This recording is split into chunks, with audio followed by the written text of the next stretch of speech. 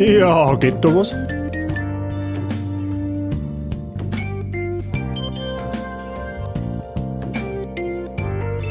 eine Pause? Ich sag dir, was Pause ist, Alter. Ich hau dir gleich eine Hand zu, was Wir du können gleich bist. miteinander.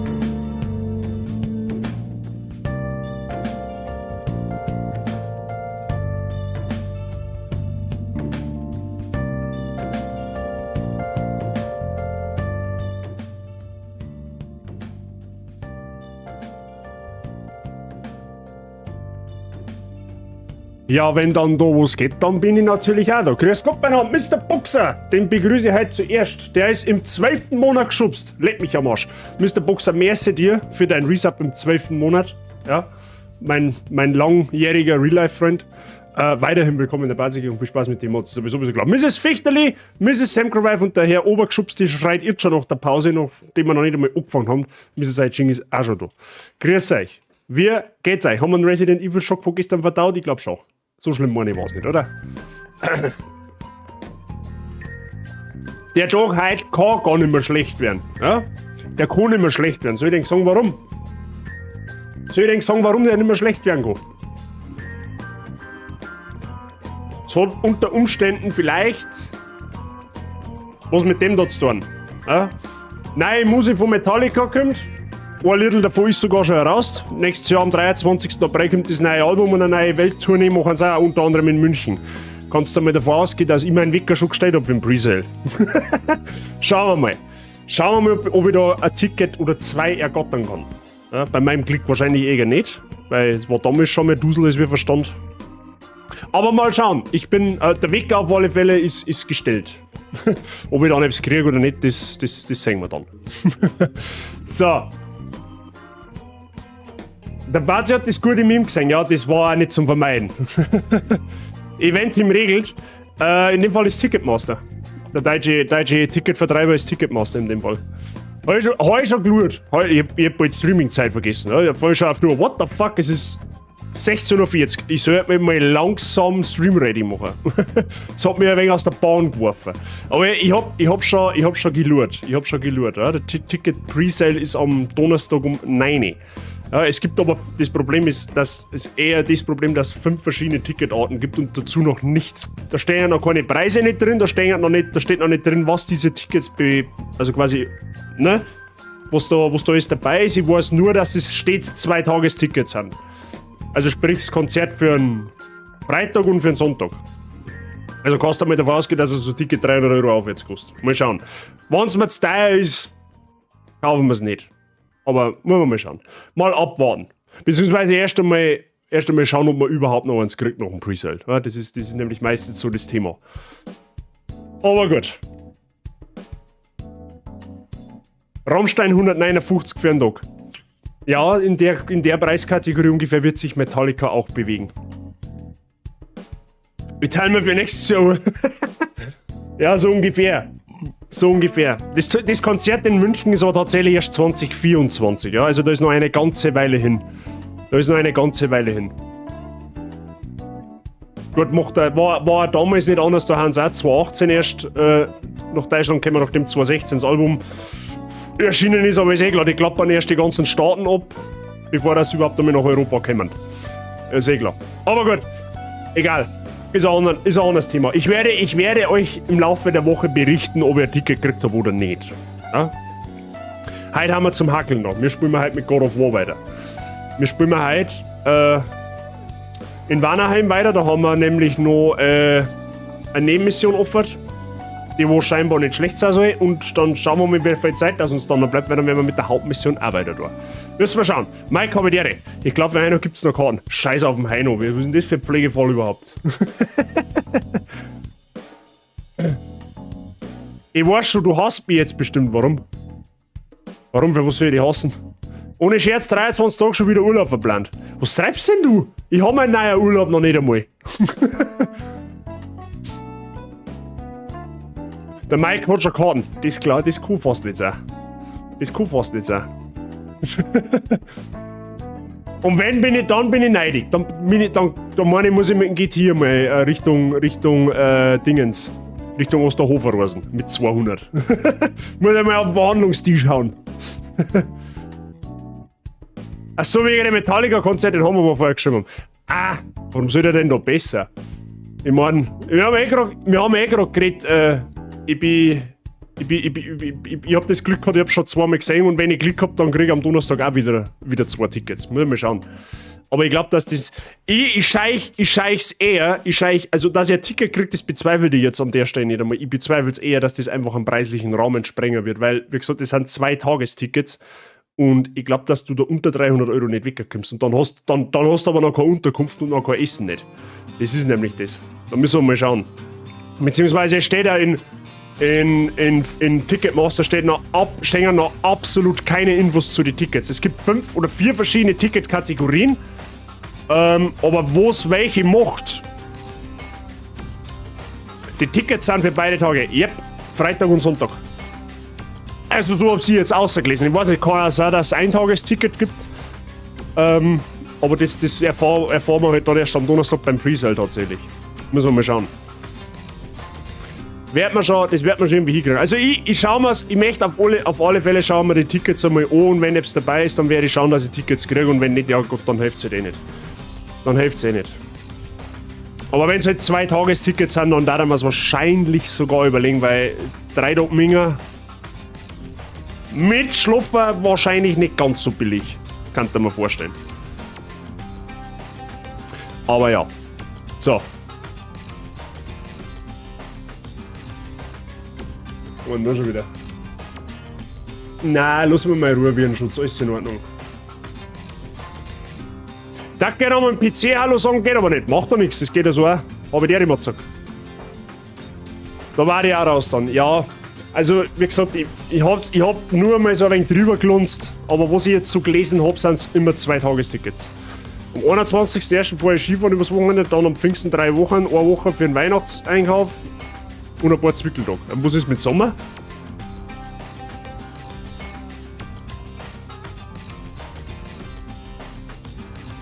Heute bist du mal auf der großen Anlage. Hä? Der großen Anlage? Wie jetzt? Sommer wie nur rot. Ja, wie? Mehr rot werden ist mehr gut, habe ich gehört.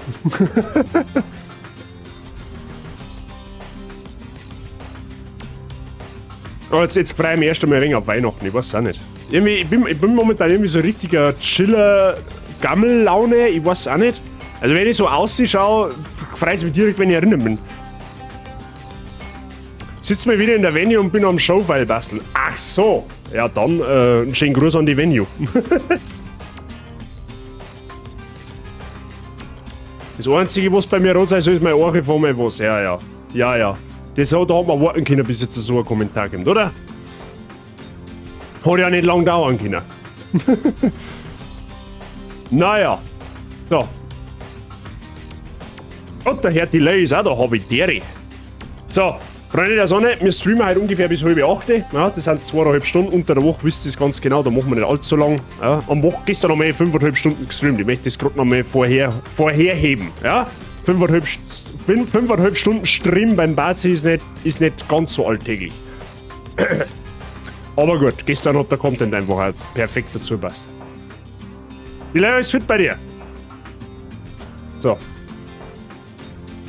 Da machen wir den Schund aus, okay? Damit die ganz Gaudi da dabei. So. Highlander Habitäre, einen wunderschönen Montagabend wünsche ich dir. Wie geht's dir? Ich könnte die also gerade auf über 1000 dB, ja. Über 100 dB auf die Kurbel und hätte Platz für 400 bis 500 Leute. Also wenn ich jetzt auf einer ganz großen Anlage laufe, dann darf ich jetzt dann wahrscheinlich mal richtig laut in mein Mikro reinschreien. Damit ja jeder was davon hat.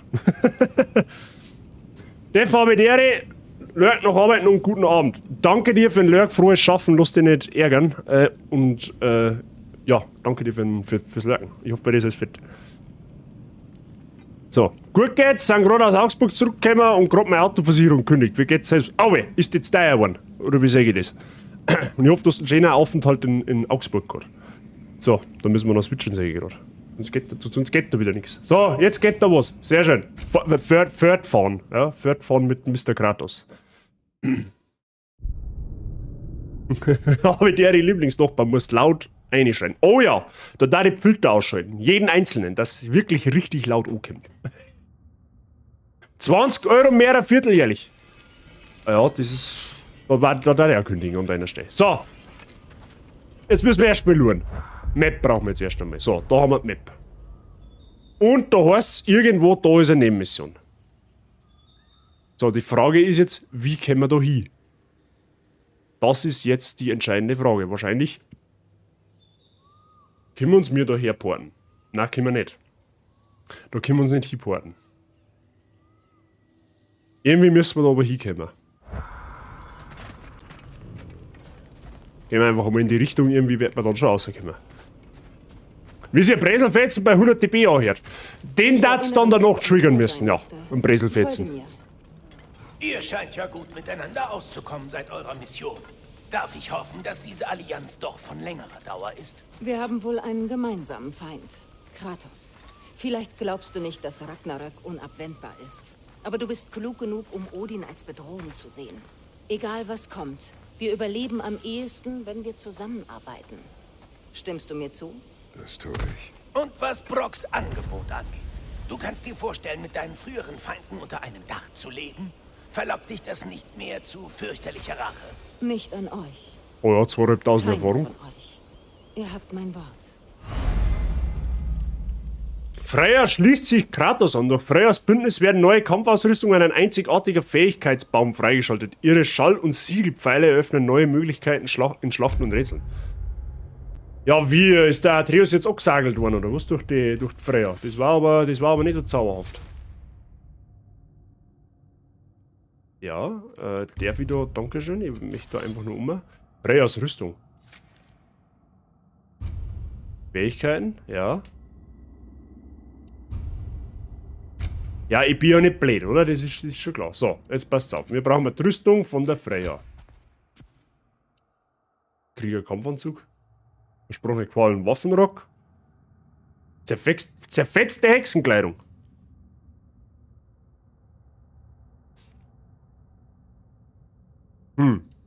Aber der schaut eigentlich ganz zauberhaft aus. Dann nehmen wir den da. So, was haben wir Accessoires? Oh, oha. Hat die so weh? What the fuck? Der erste Rundpfeil aus einem Körper.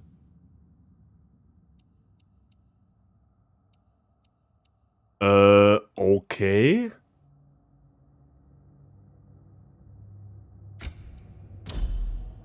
Ich hab keine Ahnung, aber wir machen da jetzt einfach mal was.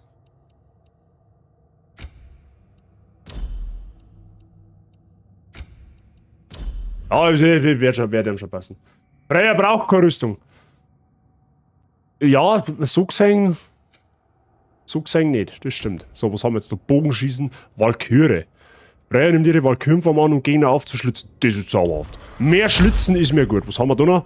Freya kämpft aggressiver auf dem Schlachtfeld, pariert öfter und stützt sich häufiger auf Gegner. Ah, zauberhaft. Nehmen wir. So, was haben wir da? Waffen, Warnenmagie. Freya kann Ranken aus dem Boden wachsen lassen, die Gegner an Ort und Stelle festbinden. Das kann sie quasi schon, oder? Ja, das kann sie quasi schon. Freyas Ranken binden Gegner länger am Boden fest und Freya kann Ranken beschwören, die einen liegenden Gegner packen und eine Giftwolke freisetzen. Auch nicht unzauberhaft. Oder? Rundenpfeile versucht einen erhöhten Schaden. Wir sitzen höher im Wirkungsbereich. Ein höherer Wirkungsbereich. Ja, mehr Schaden ist bekanntermaßen auch mehr gut. Und das ist auch nicht schlecht, das nehmen wir auch noch mit. Ja, gut, dann haben wir die Freya schon mal aufbrezelt. Wenn bereit zu Sindri zurückkehren, nichts gibt's.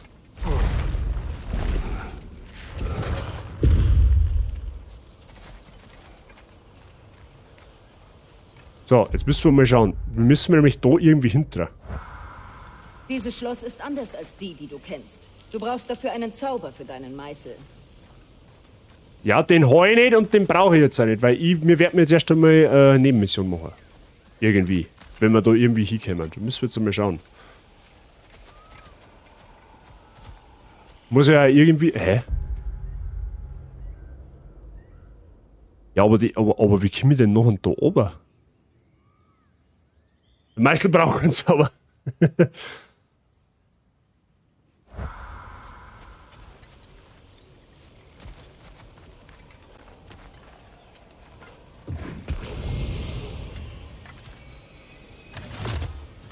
Warte mal, das ist mit den Klingen, meine ich, oder? Ja.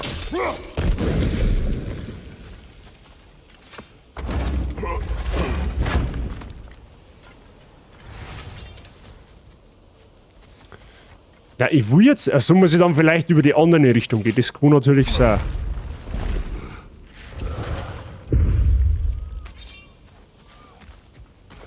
Schauen wir mal.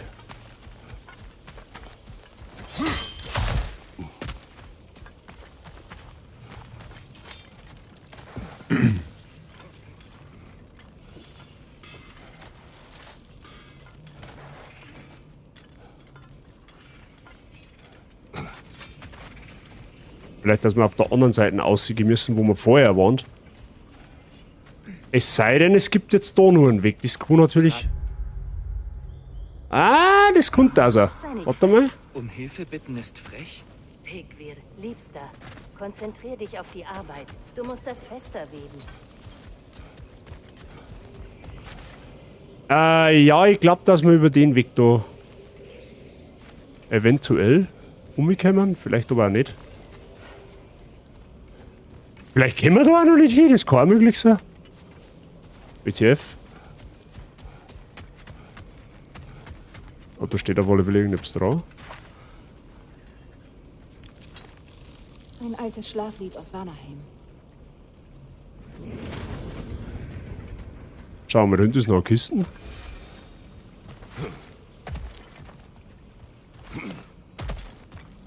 Ja, und da kommen wir ja noch nicht durch. Wir können denselben Weg wie zuvor nehmen. Okay, derselbe Weg wie zuvor, also sprich doch hinter sie. Fertig umgesehen, Kratos? Na, eben nicht, das ist ja mein Problem. Wer es von Bart sehr oft ignoriert, schreibst einfach immer zum unpassenden Zeitpunkt dazu. Schreibst du mal dann, wenn ich voll in Action bin. Dann überlese ich das gern.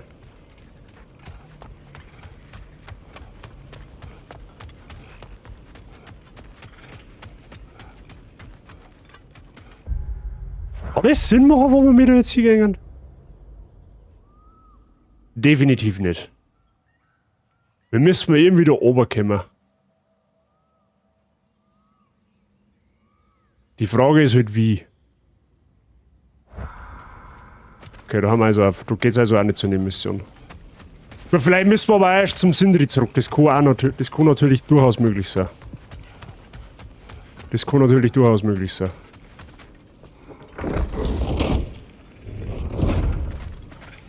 Warte mal, vielleicht gibt uns aber die Zwergin einen Hinweis. Warte mal. Achso, die kann man nicht mehr anschmerzen, oder was? Blöd. Na gut.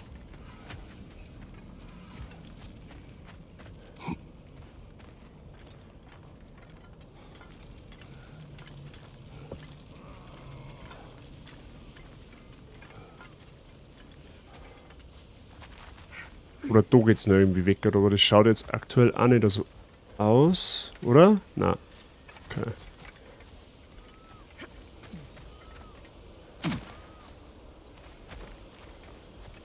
Es geht ja tendenziell eher in die Richtung, oder? Wir müssen also tendenziell eher da her. Aber da gibt's halt aktuell nur einen Weg. Dort.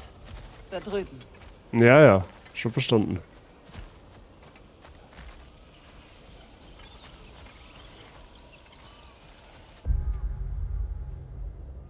Ja, aber da gang's dann da irgendwie.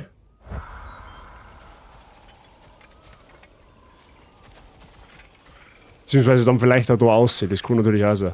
Ja, jetzt gehen wir einfach einmal da entlang, weil ich sonst nicht weiß, wo ich hingehen soll. Nicht wirklich. Und dann kriegen wir es schon. Rina. Los, meißle den Buchstaben.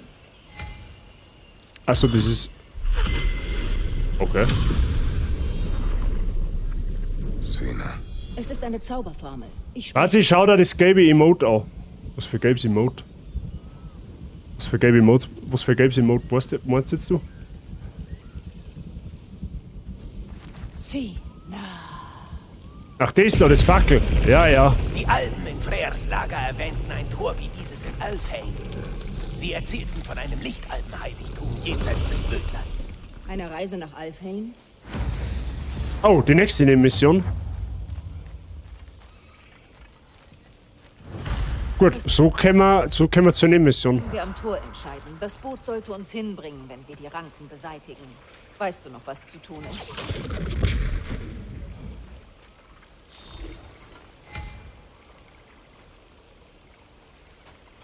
Ah, da muss man jetzt wieder so Ketten machen, ja, ich verstehe schon.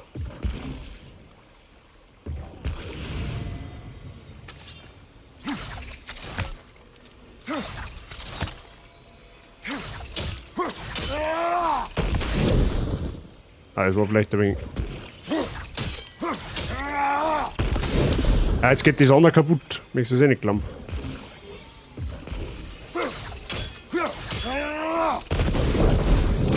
Ist es doch.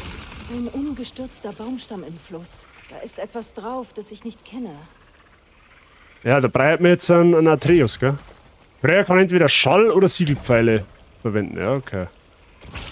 Das war's. War ja leicht. Fucking Knack! Das stimmt. Die Siegel und du wären keine Freunde, ich glaube auch Ist nicht. wirklich am Leben? Ja, nicht ganz in... So, warte mal, was haben wir denn jetzt? Wir haben gerade noch 300 Meter von der Nebenmission entfernt. Herbert, habe ich die Ehre abgesehen davon. Form, er schläft jetzt in einer Besenkammer. Aber er wird schon wieder. Wie hast du ihn gefunden? Größtenteils dadurch, dass Atreus Zugriff auf die Prophezeiungen erlangt hat, die den Riesen vorbehalten waren. Wir haben selbst erst davon erfahren, als Thor und Odin kamen. Zu deinem Haus? Steht es noch? Gerade so. Aber die ganze Gewalt war wohl nur zur Ablenkung, damit Odin allein mit Atreus sprechen konnte. Odin war allein mit deinem Sohn? Weißt du, worüber sie sprachen? Ja, Odin hat ihn nach Asgard eingeladen, um ihm zu helfen, Antworten zu finden. Die Antworten, für die er sich ins Schicksal stürmt. Das ist beunruhigend. Gut, da geht es jetzt sowieso gerade nur in eine Richtung. Sehe ich das richtig?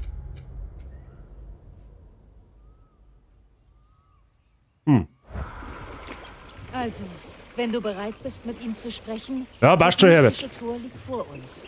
Falls nicht, könntest du mir bei ein paar unerledigten Dingen flussaufwärts helfen. Oder wir untersuchen das Alpenheiligtum in der Wüste Alfheims. Ah, Um uns Moment weiter mal. umzusehen, müssen wir den Stamm aus dem Fluss entfernen. Ja, dann müsst ihr mich halt aber auch erst einmal Dankeschön anlegen lassen. Sonst geht da gar nichts. So. Tust du den Ding einmal weg.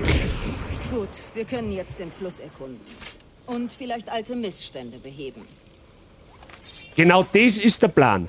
Aber erst nehmen wir die Kisten da mal mit.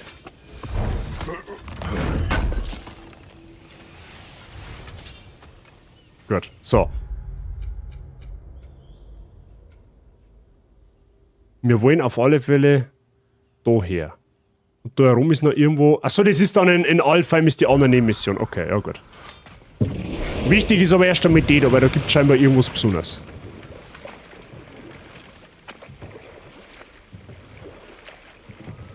Oh, da haben wir was. Was ist das?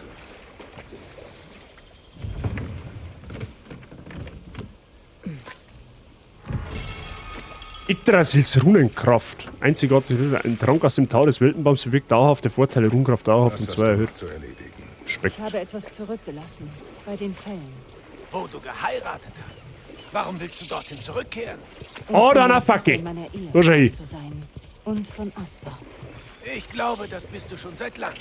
Nicht völlig. Nicht genug. Führe uns. Freyas fehlender Frieden, ja toll. Oder Oling? Nein.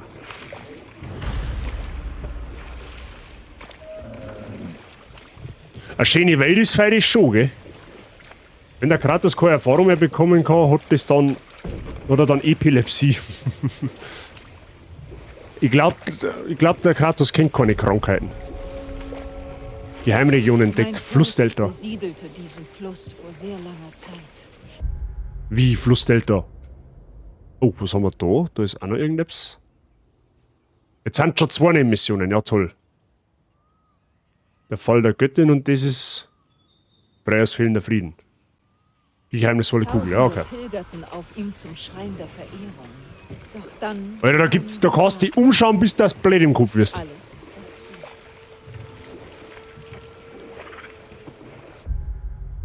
Also das Einzige, was mir ein bisschen triggert, ist, du kannst nicht direkt auf Karten. Oh, doch, kannst schon. Okay, lol.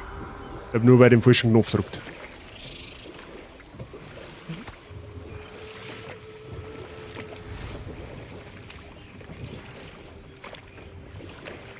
Schauen wir mal. Erst einmal eine Nebenmission noch, hey. Astrids Garten. Die Wildnis hat ihn zurückerobert.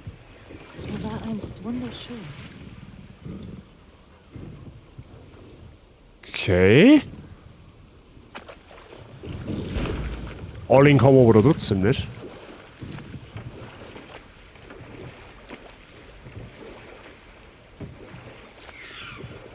Oh, da ist irgendwo ein Rabe Odins. Da oben sitzt, aber den kann ich da nicht oberholen. Solange ich im Boot sitze. Also muss man doch irgendwo All-in können. Hoffe ich mal. Da ist ein Seil gespannt. Da hinten schaut es mir an, wenn man da All-in kann. Da ist auch irgendein Tor. Ah ja, okay, das ist schon mal gut.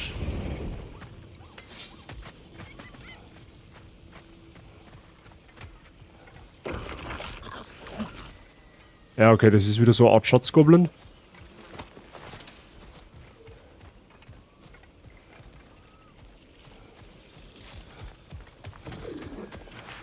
Gut, aber da können wir da jetzt aktuell, außer durchs Torreisen, nicht wirklich was. Interessantes? Gefunden?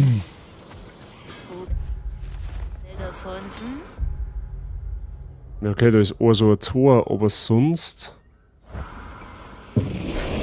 nix sehen. Okay. Da ist irgendeine Rune und da hinten ist die passende Truhe dazu.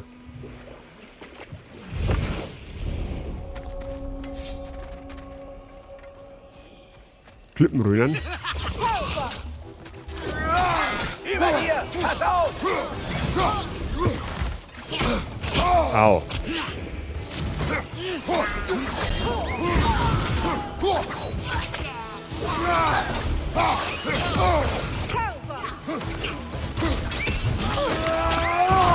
Beeindruckend!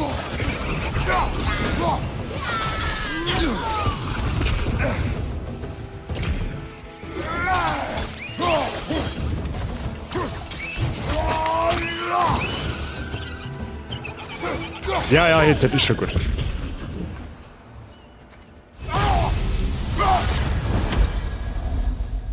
Okay. Und jetzt hack ich aus.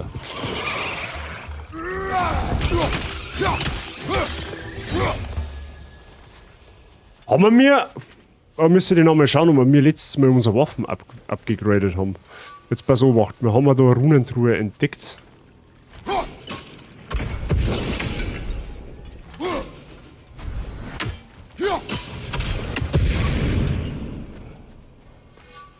Und eine von der...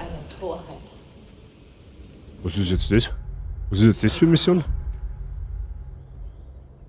Hä, das ist ja ganz eine andere. What the fuck? Gunhild.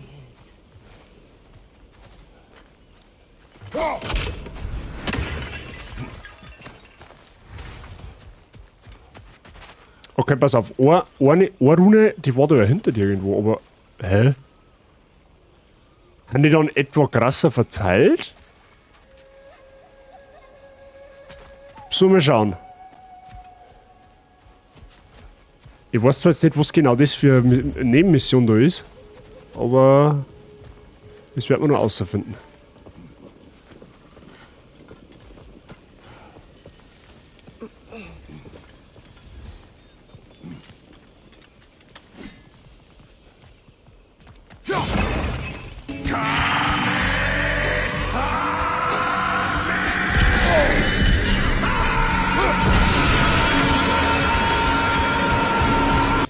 Erst einmal an Lurk Vorauswerfer, bin gleich du bei dir. Angel, merci dir für deinen Resub im 5. Monat. Danke dir. Erstmal Lurk vorauswerfen, ich bin gleich bei dir. Du, das macht überhaupt nichts, du dir überhaupt nicht stressen. Weiterhin willkommen in der Bazi-Gang und viel Spaß mit den Mods. Danke dir. So wichtig ist, Ich hoffe, dir geht's gut. sie nicht zurückgelassen. Kann sein. So, wie kriegt man die Brücke jetzt oben, ist die Frage. Warte mal, gibt's da irgendwo einen Hebel, den wo man hebeln kann? Ah, da kann man umspringen, oder was? Ah, da schau her.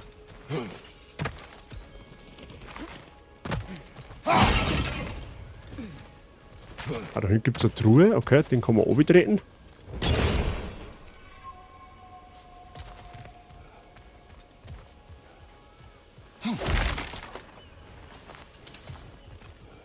Okay.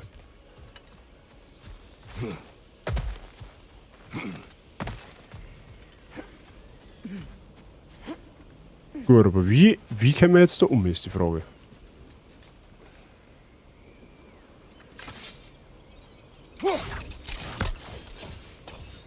Weil das kann ich nicht oberziehen. Es sei denn, man muss da von der Seite irgendwie hinkommen. Das kann natürlich auch möglich sein. Das glaube ich sogar realistisch. Aber die andere Frage ist jetzt warte mal, kann ich von da aus das Ding da hinten kaputt machen?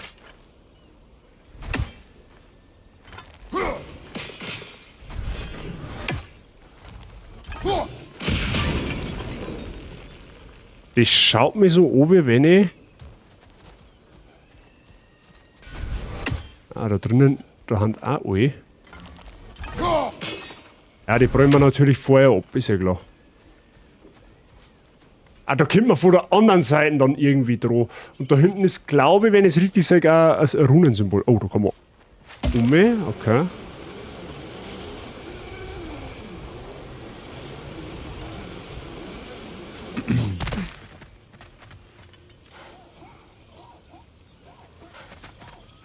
So. Ja, der versteckt sie wieder, ist eh klar. Ich kann dahinter aber auch nicht anlegen. So wie ich das sage. Okay.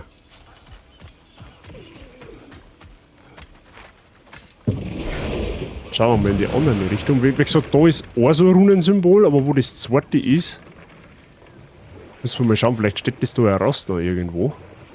Beziehungsweise je weiter ich in die Richtung segelt, umso näher kommen wir der Mission dahinter. Okay. Aber das schaut mir schon noch gescheit stark verzwickt aus da jetzt. Da war ich noch nicht so wirklich den Orientierungssinn, wo es eigentlich brei hat. Freya, dein Bruder sagte da etwas. Die Asen haben ihn verbrannt. Ja. Wir waren noch nicht im Krieg, aber die Wanen und die Asen pflegten eine lange Feindschaft.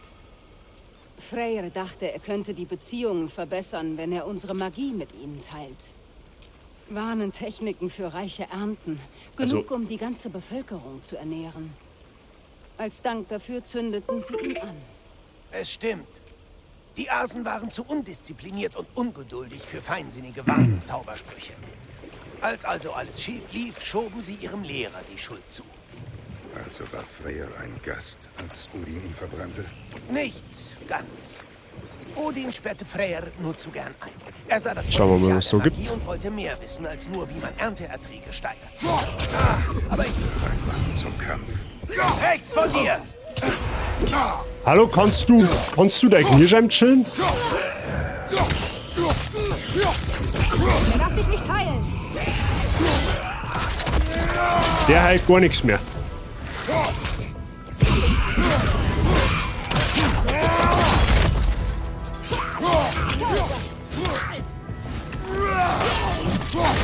So, ab vom Hof.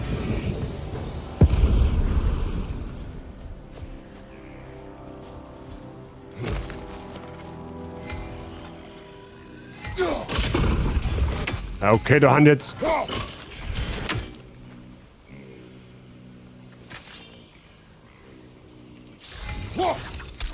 Warte, wie kommt man da von da?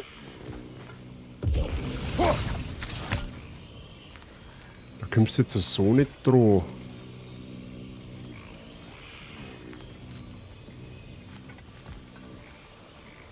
Warte mal, aber... Die Feuerschale. Vielleicht können Sie mit den Ranken helfen. Ja, mit den Ranken helfen schon, aber...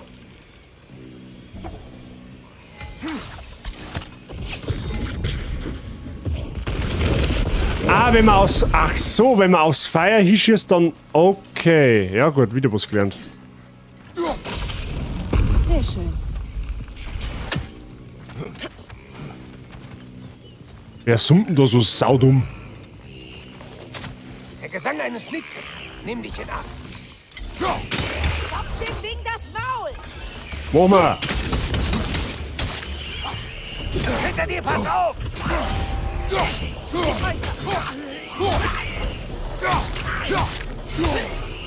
Da ist noch mehr einer.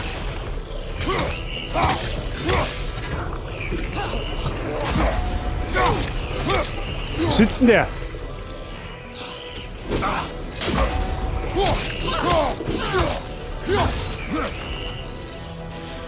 Achtung, linke Seite! Ah, da oben ist er. Das Arschloch, das. Da gehst her. Hinter dir!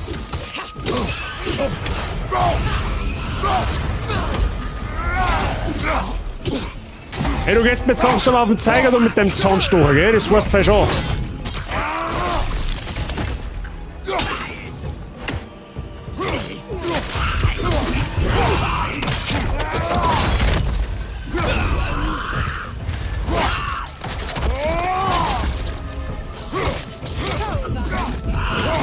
Achtung, hinter dir!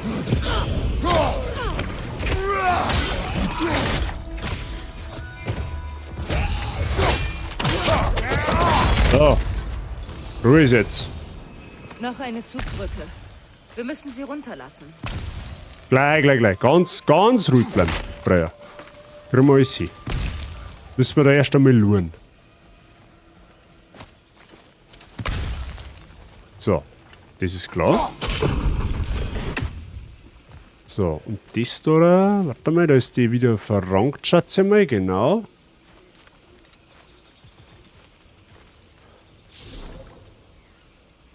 Hey Sabi, grüß dich. Na? Wie war das drüben noch? Okay, da einmal Knopf weg.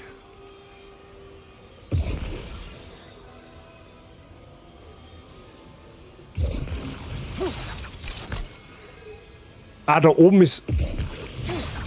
Ah, okay, warte mal, ich glaube, ich weiß schon, wie das funktioniert. Jetzt pass auf.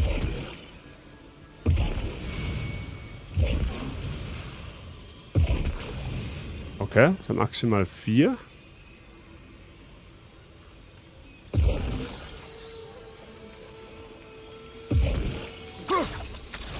Ja, wie jetzt? Steht er immer noch weg? What the fuck? Oder kann man da... Moment einmal. Ah, da kann man so eine Verbindung machen. Ja, gut, okay, das macht schon mehr Sinn.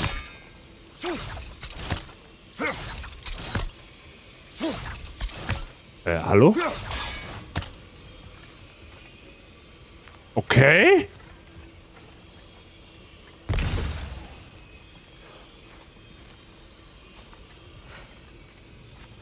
Ja, da geht da gar nicht so eine Wurzel um, aber bringt mir halt effektiv, glaube ich, nichts. Ja,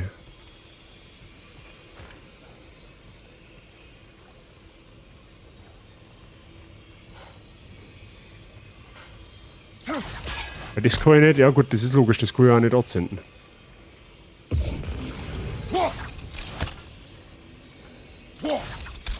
Ja, okay, die Chaosklingen, die haben es knapp, das schaffe ich von da nicht. Aber warte mal, kann das vielleicht auf die? Auch nicht. Ah, aber da kann es gehen.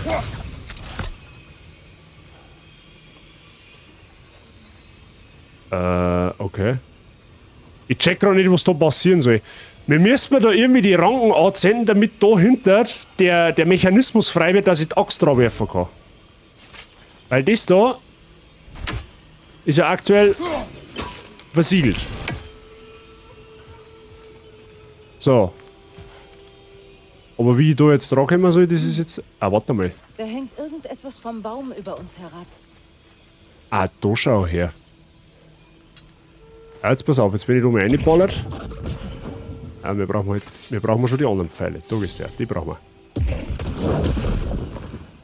Gut, das hilft uns jetzt da nichts.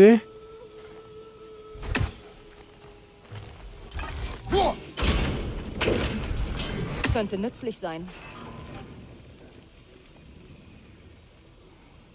Warte mal schnell, wenn ich jetzt...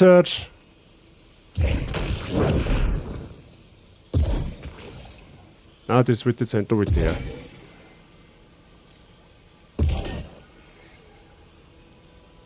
Ja, aber... Warte mal, kann man... Ach so, warte mal, die muss man... Ja, ich glaube, ich verstehe schon. Jetzt warte mal. Ja, genau, weil dann wird die nämlich angezündet. Und dann muss man...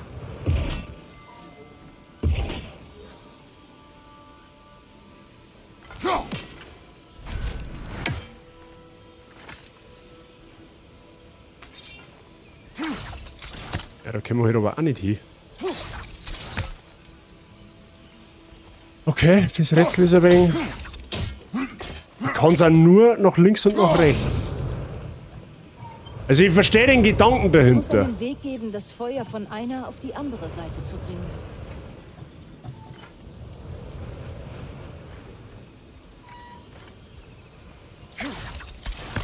Aber warte mal, wenn ich jetzt da wieder drauf schieße. Okay. Ja, das ist noch ein wenig,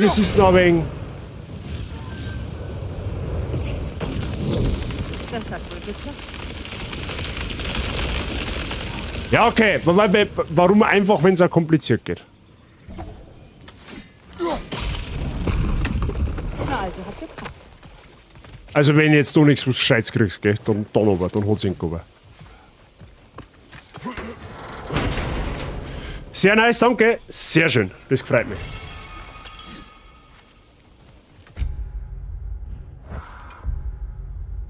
Ja gut, wir kommen der ganzen Sache da schon ein bisschen näher.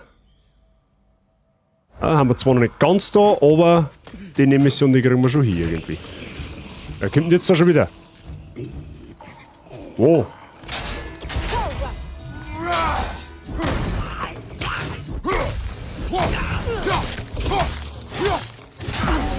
Nix da.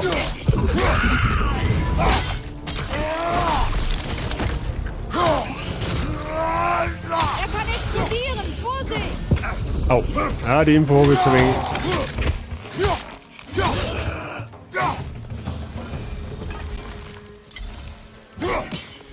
Wie jetzt? Toll. Möchtest du einmal auseinanderhackeln?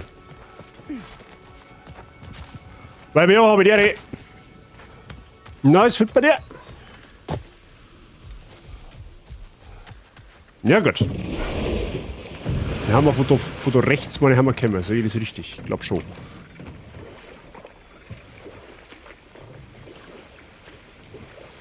Also Vanaheim ist ja mindestens genauso krass verzweigt. Was meinst du damit, dass Freyr nicht gerade ein Gast der Asen war? Ich meinte, dass er als Also Rabe? Versteckten lange ihr Gefangener gewesen war. Ja, aber wie Es war kriegt man eine denn? Bande aus niederen Asen, verbittert und kurzsichtig, die ihn fesselten und in Brand steckten, als Strafe für die verstehe schon. Sabotage, die er in ihren Augen begangen hatte. Offensichtlich überlebte er und nutzte die Gelegenheit zur Flucht. Doch ein solcher Affront machte einen Krieg unvermeidbar. Freyr war Lecke, das ist richtig verzweigt. Heilige Scheiße. derselbe. Zumindest für eine Weile. Seine Sorglosigkeit verwandelte sich in Albträume, Verfolgungswahn und Wutausbrüche. Das entschuldigt nicht, was er bei meiner Hochzeit sagte. Aber ich verstehe, woher sein Groll kam.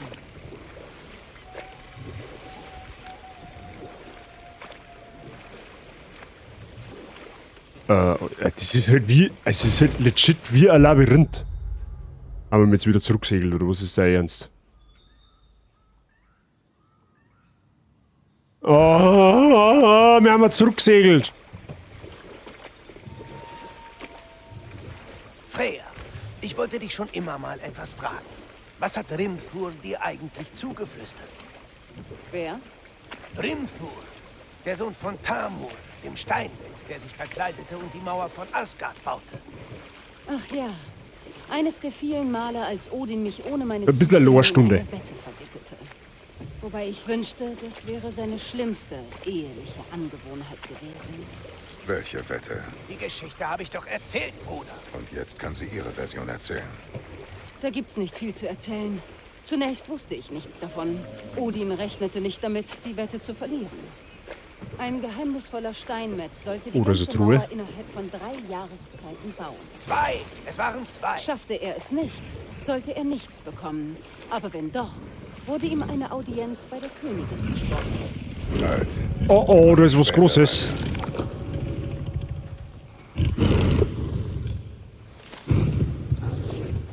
Da ist Großes unflauschig.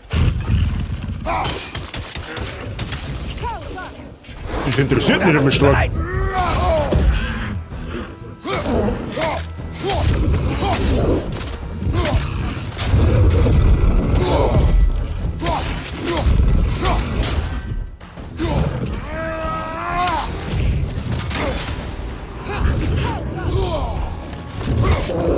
Von rechts.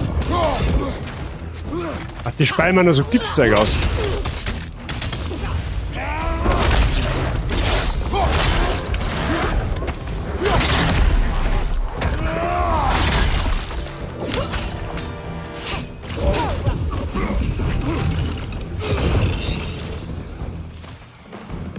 Ah ja, da kommt der Große, oder was? Hinter dir, Bruder.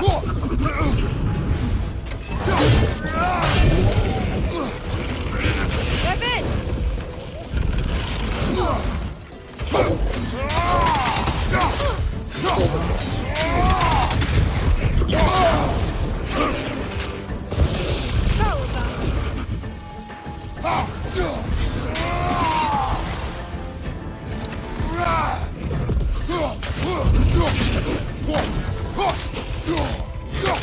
Okay, der hat deutlich mehr Leben. Preis habe ich der.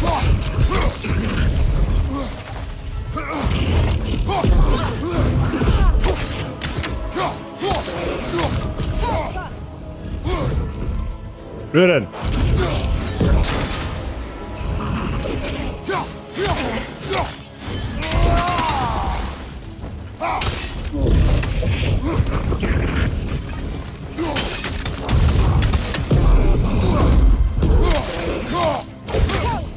Wo ist der?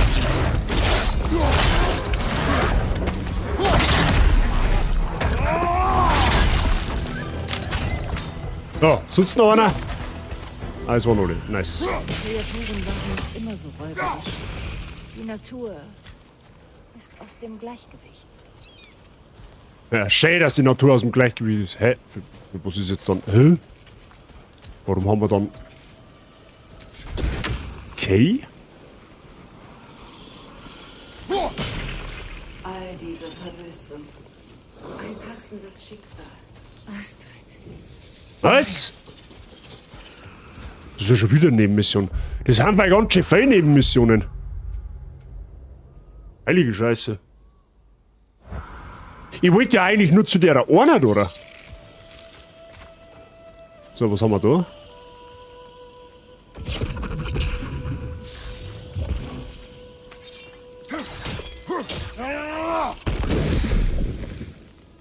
Okay, wie macht man dann die da kaputt?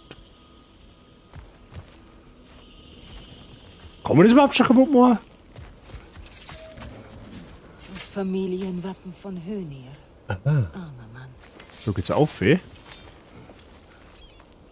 Boah, lecker, wenn du mal überlegst, wenn du mal überlegst, wie viele Welten das da jetzt wahrscheinlich noch gibt und wenn die alle so verzweigt sind. Vielleicht von dort oben sehen, ob es einen Weg hinein gibt? Ah, da ist ja so eine mistige Saublärme. Da jetzt pass auf.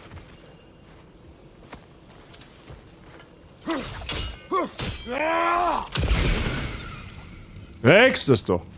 Da wird's recht. Gut, dass du die Runen Da haben wir erlangt noch gut hast. beschäftigt, da ist so. Ja, über Weihnachten auf alle Fälle. Also ich hab mir schon gedacht, dass es groß wird, aber ich glaube, es wird deutlich größer als gedacht. Aber ich glaube, dass ihr kein Problem damit habt. Weil ich hab schon festgestellt, wir sind eine sehr God of War affine Community geworden.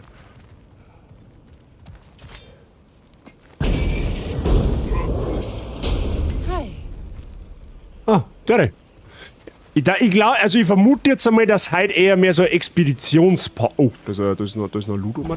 Dass heute eher mehr so Expeditions-Stream wird. Aber das muss ja auch mal sein.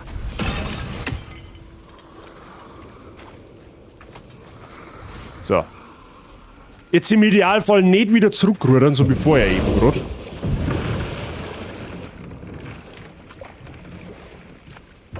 Da oben war die Truhe, da habe ich noch gesagt, da müssen wir auch irgendwie hinkommen. Vielleicht irgendwie dahinter.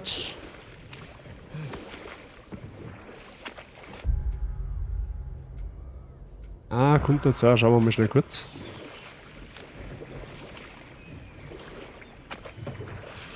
Ah, da schaut so, wie wenn man da alle kennt. Ah ja, sag ich doch.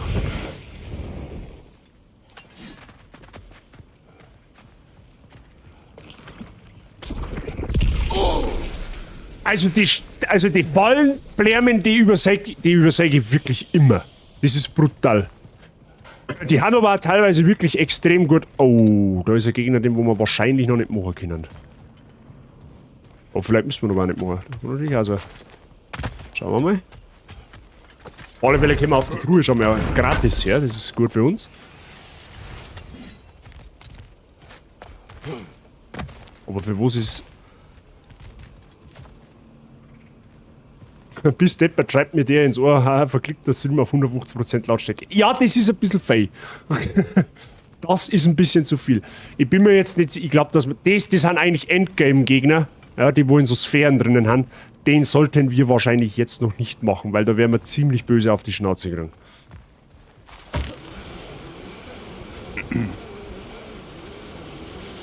So, das heißt, wir müssen da hinten weiter. Ich weiß zwar nicht, wie sich das Boot jetzt da her teleportiert hat, aber gut, das nehmen wir jetzt einfach mit unten zur Kenntnis.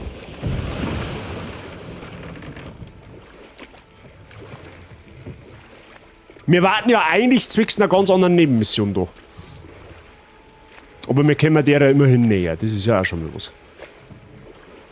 Aber ich frage mich halt, wie es die ganzen Vögel da oben dreschen sollst. Du musst ja da irgendwie an Land gehen können, weil vom Boot aus schießen kann ich nicht. Das ist jetzt nämlich schon der dritte Rabe von Odin, der wo man quasi durch die Lappen geht. Was haben wir jetzt da? Aber wir sind auf dem richtigen Weg. Wir haben jetzt da runter. Okay, dann müssen wir da einer. Alter, das Gebiet ist ja riesig, Mann. Bist du bescheuert. Warte mal, da haben wir doch vorher gerade oben gewesen, oder nicht?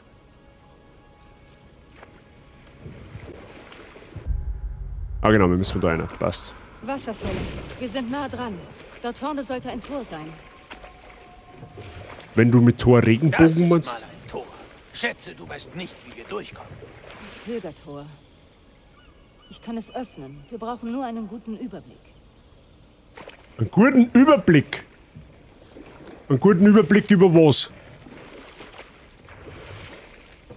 Das erste, was wir mal in erster Linie brei hatten, war einmal Anlegestelle. So schaut's aus. Warte mal, hängt der Felsen da vielleicht? Freya, können wir auf deine Geschichte von Hrimthur zurückkommen? Er sollte eine Audienz bei dir bekommen, wenn er die okay. Mauer von Asgard rechtzeitig erbaut. Moment einmal, das muss dann mit dem zusammenhängen. Jetzt pass Das auf. erfuhr ich eines Tages, als Odin wütend und halb betrunken in unser Schlafgemach Das platzte und kriegen wir schon sagte, irgendwie. ich solle mich anziehen und nachsehen, was der Steinmetz wolle. Das kann warten. Sei auf der Hut. Da oben ist eine Ketten auf alle Fälle. Und da oben sehe ich auch ein Ranken. Ah, warte mal, jetzt macht es vielleicht auch Sinn, wie die Bäume da zusammenhängen. Ah, die Säulen da zusammenhängen. Jetzt pass auf. Korrumpiert. Meine Freunde müssen davon befreit werden. Gunhild braucht So, mal meine schauen. Hilfe.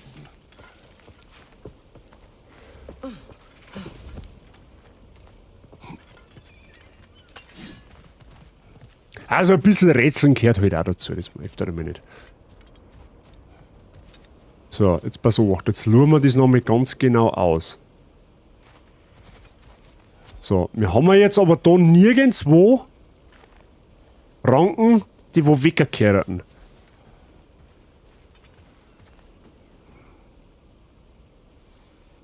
Aber du musst da irgendwie hinkommen. Geht nicht anders.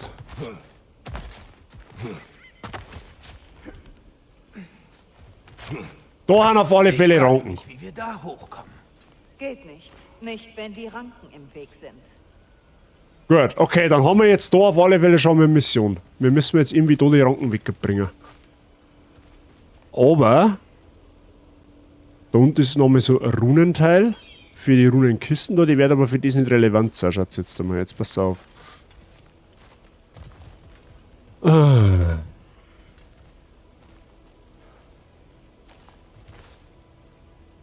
Ich mein, okay, ich kann zwar da hinschießen, aber ich komme mit den Klingen da nicht hin. Aber was gehen könnte, weil die Ketten hängt ja da auch nicht um, sonst jetzt pass auf, ich glaube, ich habe eine Idee. Ich glaube, wir können die Ranken von hier aus verbrennen. Na, von da aus definitiv nicht, jetzt pass auf. Warte mal schnell. Das testen wir jetzt aus. Ich habe da, glaube ich, eine Idee. Wie gesagt, die Kette, die hängt da nicht komplett umsonst. Mir bleibt nur noch die Reue. Dieser Geist leidet.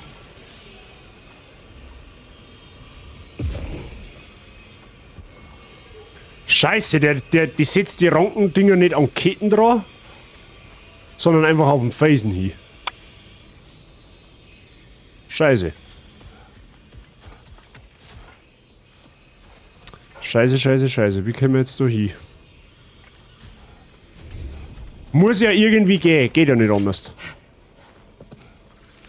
Hat sie nicht vorher gesagt, dass man von den Felsen aus erreichen kann? Da war halt ein Feuer auf alle Fälle. Das kommt man uns einmal vormerken. Weil haben wir ja vorher festgestellt, mit Feuer kannst du es dann umlenken. Simon, von da kann man die Ranken entfernen. Das hält aber ich wie ein Schweißgerücht.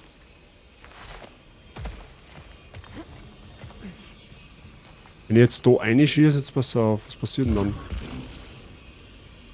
Ja, dann passiert halt ungefähr nichts. Okay.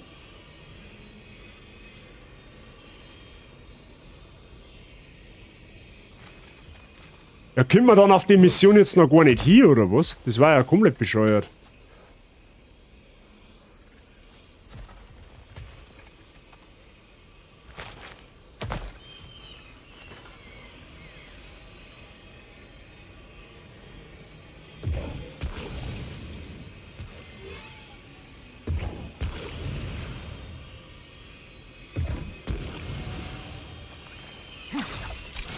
Ja, das ist halt zu weit weg.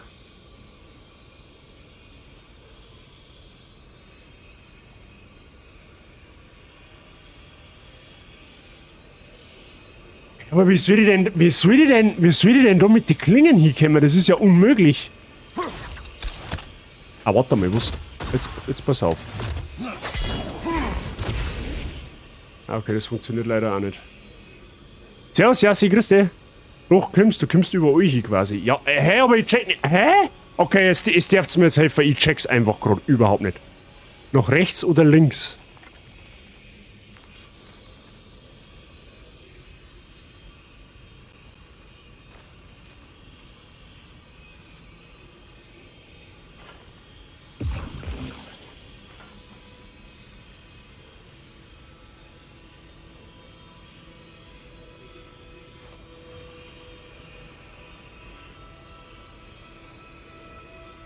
Eine auf die Ranken, zwei davon nach links, meine, hä?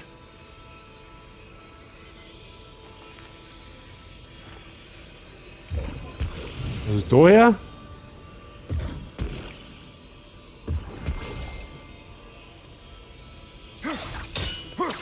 Ey, das ist so weird, ehrlich.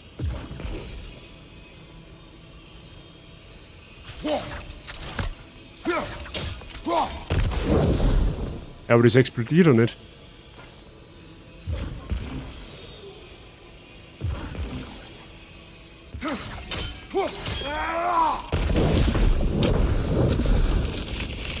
What? Okay. Also, ich mein, dass ich manchmal eine Zeile brauche, okay. Aber das mit den Dingen verbinden, das ist echt unfassbar komisch. Das ist wirklich unfassbar komisch. Weil es da wirklich, da geht's auf einen Millimeter genau. Zu viel Macht korrumpiert. Das ist wirklich, das ist komisch. Das ist wirklich ein wenig komisch. Das hätten wir jetzt nicht so kompliziert in Anführungszeichen lösen müssen. Ich hab noch einen Termin und der warten wenigstens mit WLAN. Gut, dass du unten. Ja, also ich hoffe, ich kann da die Wartezeit ein bisschen versüßen. Auch wenn ich halt gut durch die Gegend renne wie ein komplett verplanter Vollidiot. Alles hat sich verändert. Du kannst da öfter Bin hier eine auf Frau. uns schießen. Das Okay. Gefühl kenne ich. Dann wird der Kreis größer. Okay.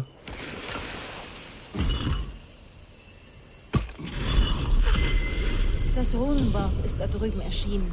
Siehst du? Megin. Also möchtest du sagen damit, dass das komisch ist? Ja. Jetzt sollten wir an den Hochzeitsabend. Der Kreis vom Stammbaum, ja, so ungefähr. Ja toll, jetzt ist die... Oh, ja, okay. Das vergessen wir jetzt einfach, okay? Bis zu dem Punkt, wo ich dann wieder nicht zurechtkomme mit den komischen Kreispfeil-Dingenskirchen da.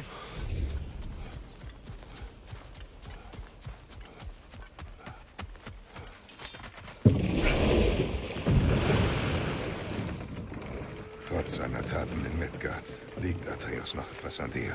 Ich weiß. Je näher wir kommen, desto enger wird es in meiner Brust. Willst du bestimmt weitermachen? Sich der Vergangenheit zu stellen hat seinen Preis. Da haben halt überall irgendwelche Truhen.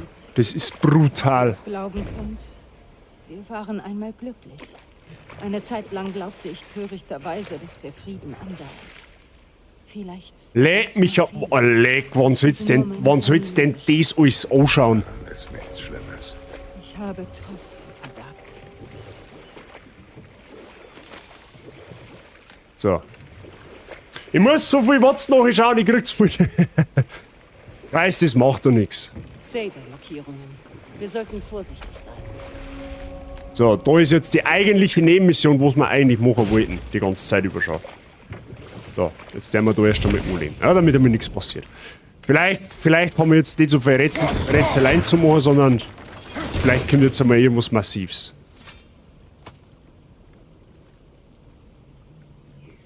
Plunders Kugel. Sei vorsichtig.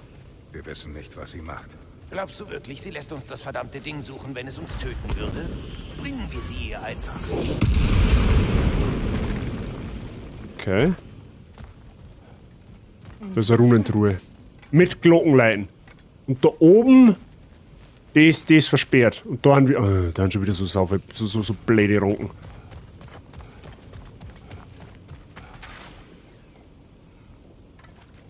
Na, warte mal. Kann man dann theoretisch. Also rein theoretisch müssen wir die doch jetzt mit so einer Fackeldings da anzünden können, oder? Das geht nicht. Ja, okay, da warten wir wieder. Was ist das da oben überhaupt?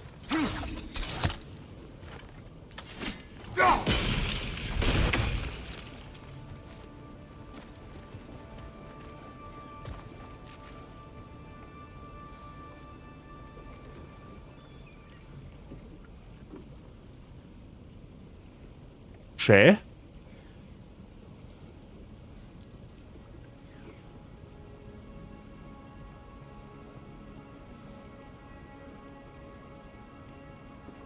Ich habe halt, ich sitze da und habe keinen blassen Dunst, wo ich jetzt da die Pfeile sitzen soll. Das ist, also ich weiß nicht, ich bin da komplett lost, was das angeht.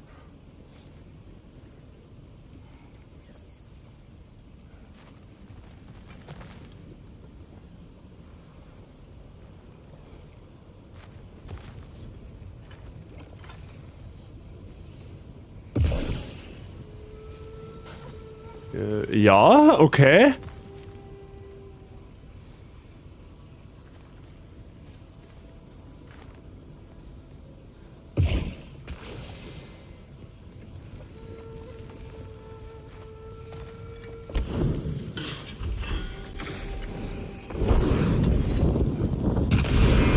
Passt.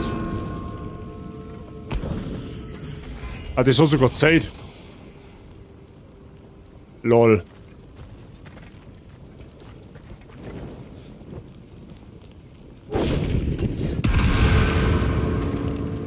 Ah, okay, da muss man dann praktisch...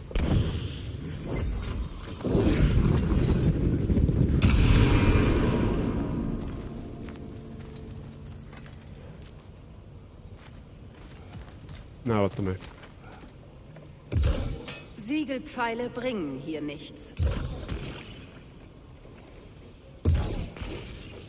Also nicht verbunden.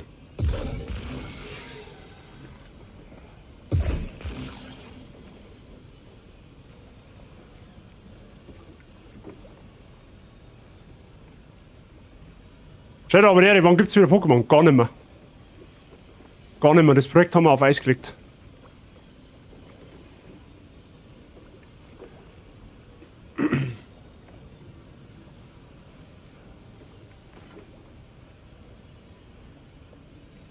Ja, ich habe... Hä?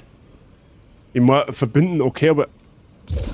Siegelpfeile bringen hier nichts.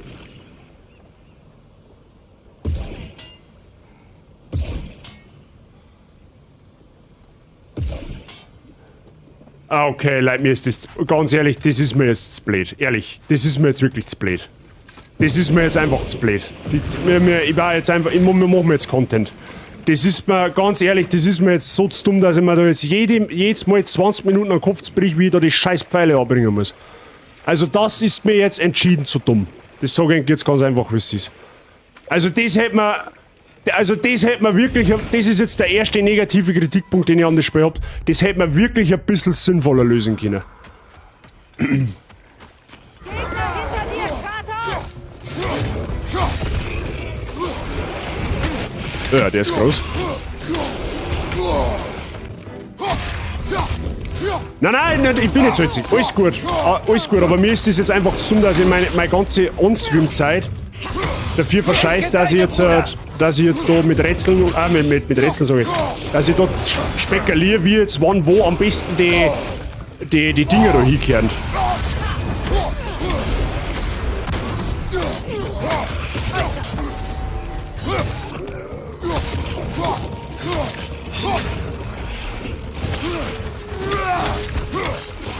Hinter dir, Vorsicht!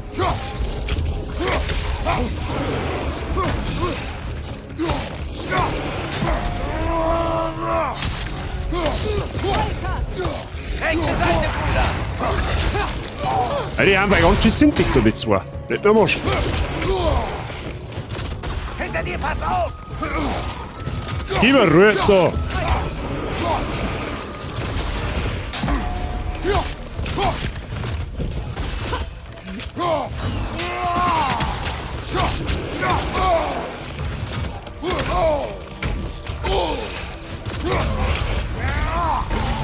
Sitz! Was davor?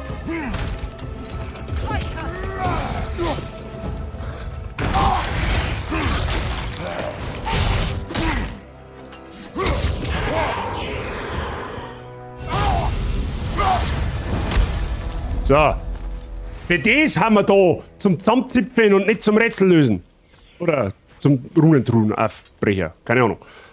Ich scheine heute seit einer Woche easy Decksvoll. Mir gibt das Spiel gar nichts. Das Spiel ist so grottenschlecht veröffentlicht, dass ich keinen Bock habe, das Spiel anzustreamen zum Spielen. Sag oder wie es ist. Es sind ein paar Sachen dann cool. Also es ist nicht alles schlecht. Aber das Spiel ist einfach eine absolute Frechheit, dass das so released worden ist, wie das ausschaut und einfach, es kostet fucking 60 € und du kriegst eine Beta-Version. Also, ich weiß auch nicht. Viel mehr Hackel im Button, weniger Pünktli Luftballon. Genau so nämlich. PS5 check, God of War Download check, morgen geht's also bei mir auch endlich aus. Sehr gut, Mr. Billinger. Das hört man doch gern. GZ zur PS5. So, da ist auch noch eine Nebenmission, was ist das genau? Freyas fehlender Frieden. Sollen wir das auch noch schnell machen da? Und da blinkt da irgendetwas auf. Ah, das sind die komischen... Was ist denn das da überhaupt? Warte mal, da will mir einer zoomen da. Nein, das brauche ich. Klippenruine. Wie müssen wir denn da jetzt... Können wir da durchsegeln? Können wir auf Jetzt deine warte mal. Geschichte von Rimthur zurückkommen? Andere Seite, Er sollte andere eine Seite. Audienz bei ihm bekommen, wenn er die Mauer von Asgard rechtzeitig erbaut. Ja, und er baute sie tatsächlich. Also ging ich, zur Sicherheit Warte mit mal. einem Dolch in meinem Gewand, ohne zu wissen, was wirklich abgesprochen worden war. Und hier machen wir erstmal Schluss. Hä?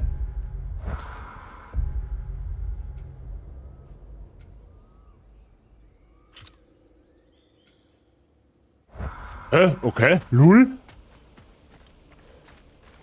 Muss man da auf?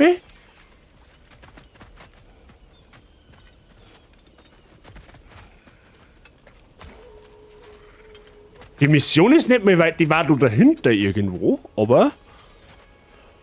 Da oben ist eine Truhe. Mal wieder.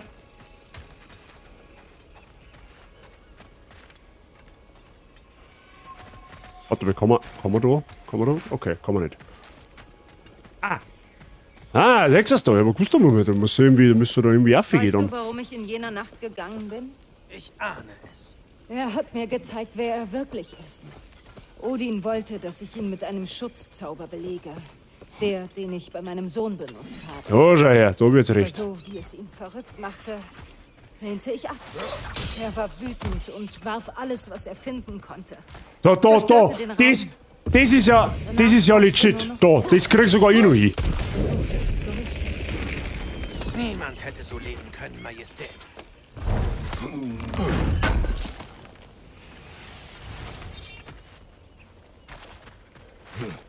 Das schaffst du, ich glaube an dich, ja, Dennis. Habt den Glauben noch nicht ganz an mich verloren. Die Grafikbugs sind halt das Problem, sonst ist das Game nice. Heben wir mal das hervor, was nice ist. Die Designs der Pokémon sind nice. Ja, da haben sie sich tatsächlich wirklich einmal wieder ein wenig an die tierischen Vorlagen orientiert. Was auch nice ist, sind die Raids, weil du nicht mehr so Ladebildschirmverzögerungen hast. Also die gehen ziemlich fix. Das ist auch nice. Generell das Grinding-System haben sie gut übernommen, beziehungsweise nochmal so ein bisschen aufgepeppt. Auch das ist gut. Und die Vielfalt der Pokémon, die du treffen kannst. Ja? Und halt, dass die Welt an und für sich nicht so la wirkt. Ja? Das ist auch nicht schlecht. Aber das war's dann auch schon. Alles andere leider Humbug, wenn du mich fragst. Und dazu stehe ich ja. Ich spiele es zwar momentan privat, wenn ich Langeweile habe. Aber da habe ich meistens noch eine halbe Stunde keinen Bock mehr, weil mir das Spiel einfach dann so tierisch, weil mir das Spiel dann einfach tierisch abhisst. Und ich war eine Zeit davor, es einfach zurückzugeben. Weil das ja momentan Nintendo gibt ja teilweise jetzt Spiele zurück. Oder erstattet es da. Weil das halt einfach wirklich eine bodenlose Frechheit ist. Okay, aus einer Nebenmission wären 3. Nice. Warnenschrein, Warnenschrein, Warnenschrein.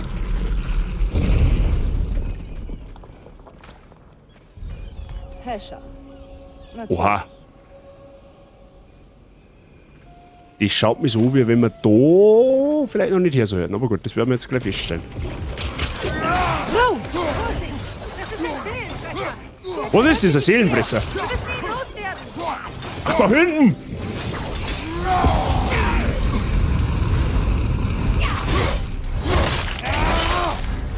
Noch ein Ja, Hescher. Von gut, links. dann brauchen wir... Wie jetzt? Hinter dir!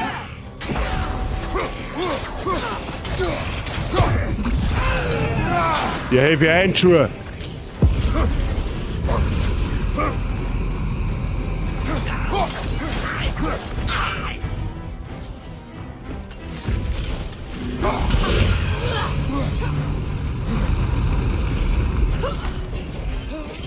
Schütz dich selbst! Ah, geh, hau doch du ab. Ha. So, das hast du davon. Oschkeibe.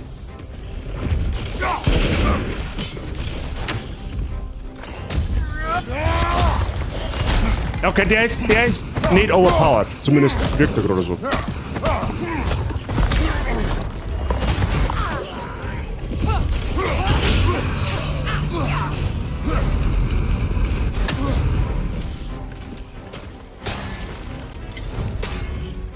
Ach, da liegen eh schon Granaten, okay?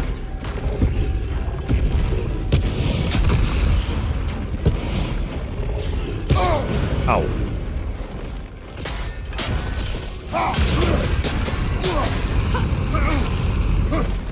Hört jetzt nichts droppt, oder wie? Hinter dir, Vorsicht!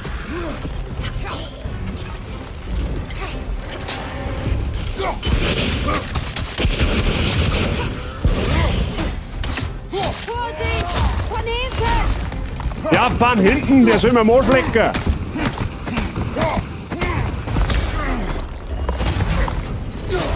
Oh. Wie, der hat mich noch getroffen? What the fuck?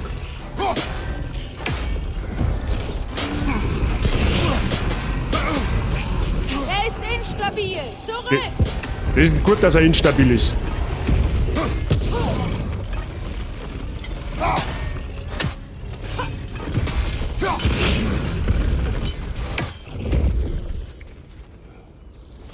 Geht doch.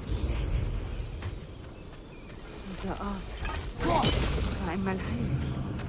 Na, jetzt anscheinend nimmer. Verlassen, zerstört. Hoffentlich sind die Objekte, die ich suche, noch da.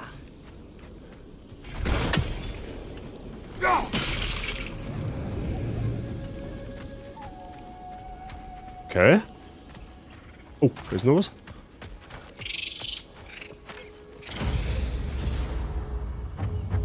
Die Zehen des Riesen. Okay. Irgendwie, du machst eine Nebenmission und kriegst 5 neue.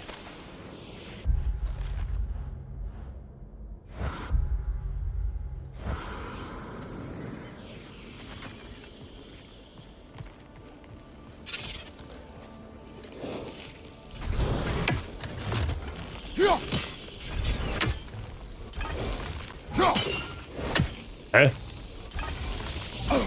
Hä?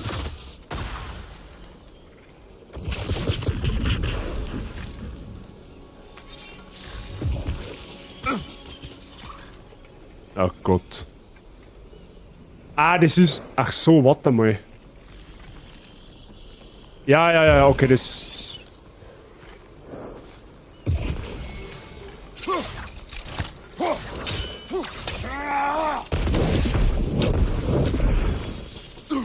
Ja, das interessiert sich aber leider nicht.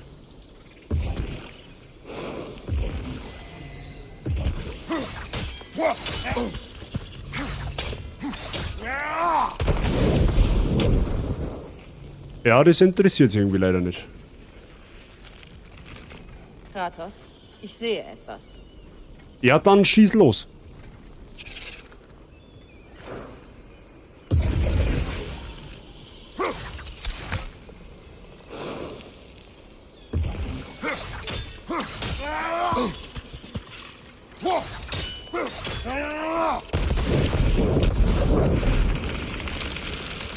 Ja, okay, jetzt haben wir... Okay, jetzt ist immerhin...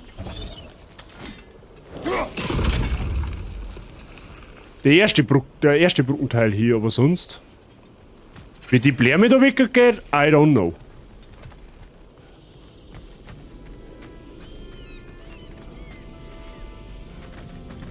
Da ist wieder...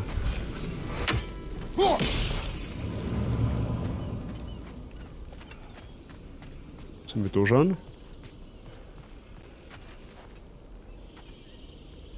Ja, du musst da irgendwie über die Brücke... Ah! Oh, schau her.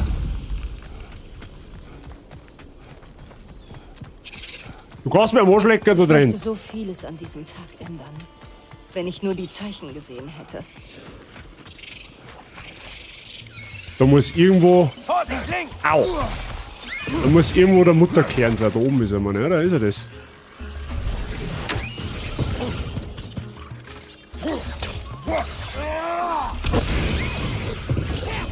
Aber dann gehen nämlich die anderen mit drauf.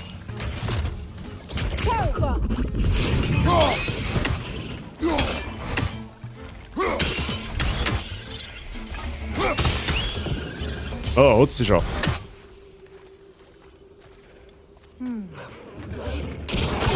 Wow!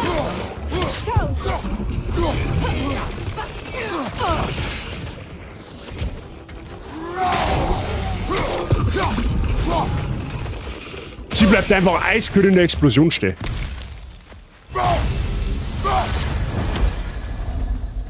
Das Wappen der Heli-Familie. Eine der ersten Familien, die vom Krieg zerrissen wurden. Okay. Ich habe jetzt zwar noch immer nicht so ganz verstanden, wie das jetzt zusammenhängt, aber... Mein Diadem ist hier. Mit das. Frische Waffen. Die brauchen wir.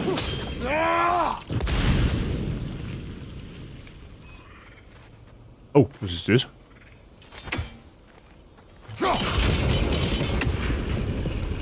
Ach, da geht jetzt da hinten das... Okay.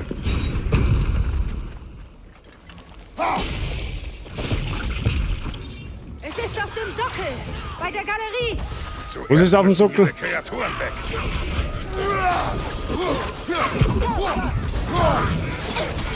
Kreaturen wegmachen kann ich.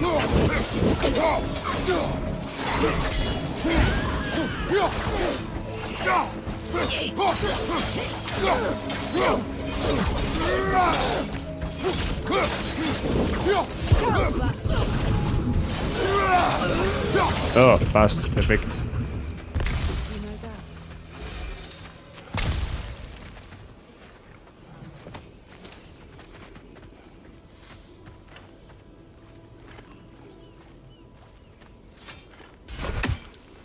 Er kann sie jetzt nicht an den Pfeil. Achso, weil die jetzt so beschäftigt ist, okay? Das hat dir gehört. Ein Symbol der Hingabe.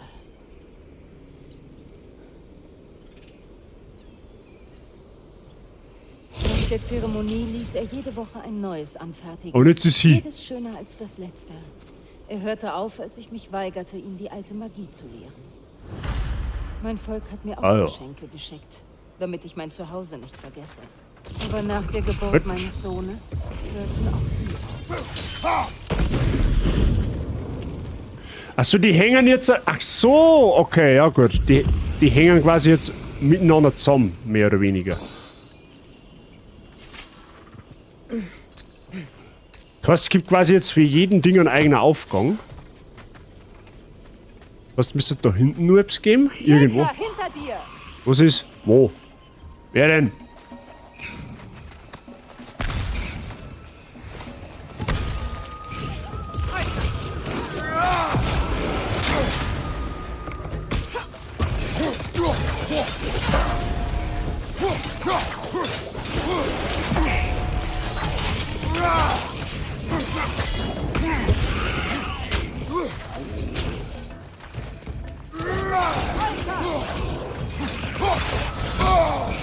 Aua.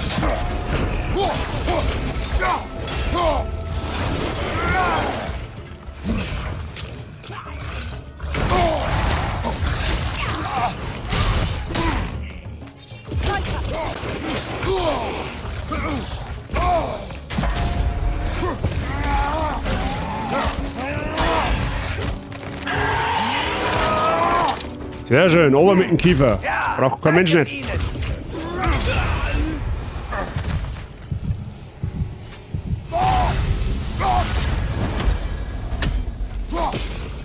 Sind wir schnell ausmachen, oder?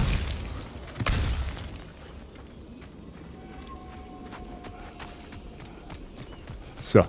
Man muss ja da irgendwo auch aufgehen. Jetzt pass so wacht. Moment einmal. Hängt wahrscheinlich da mit dem da zusammen.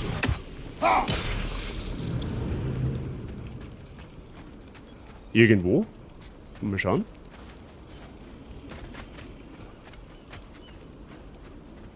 Da ist ein Tier. Warte mal, können wir... Zu. Wenn ich mich recht erinnere, müssen wir beide Fackeln anzünden, um sie zu öffnen. Beide Fackeln? Fackeln wo? Ach, da oben.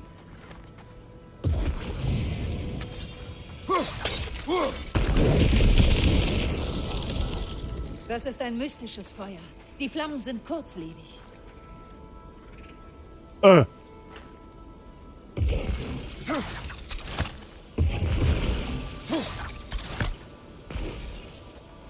Okay.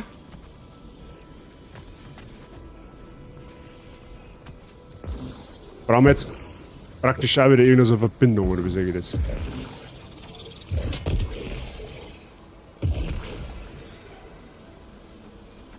Ich finde es... Ja, weil ich das nicht check, das ist einfach so dumm gemacht.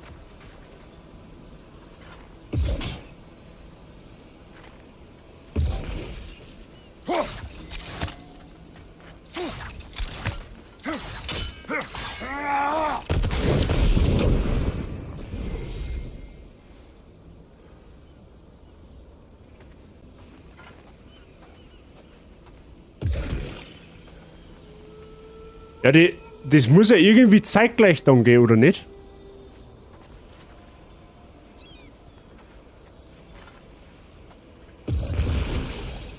Ja. Ja, das Ding wird größer, das habe ich schon gesehen. Aber ich check die Pfeile einfach nicht. Ich sag's nicht, was ist. Das ist einfach wahrscheinlich so dermaßen simpel, dass es schon wieder kompliziert ist.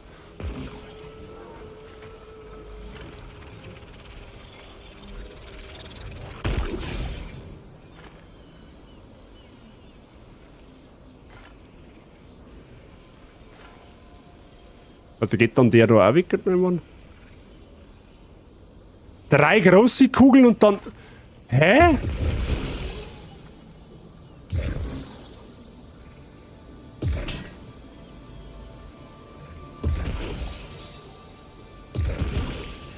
Ich kann dann...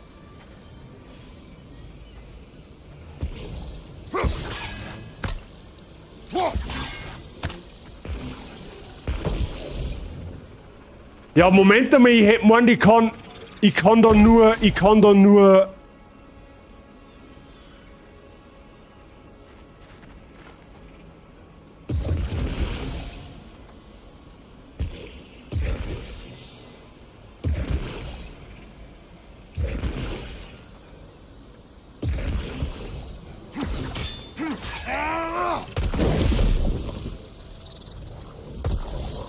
Ja, aber ich hätte gemeint, ich kann nur eine so große machen, weil ich ja nur 4 Pfeile schießen kann. Also wenn ich 4 so Sphären mache, dann verschwindet da wieder eine. So habe ich das verstanden.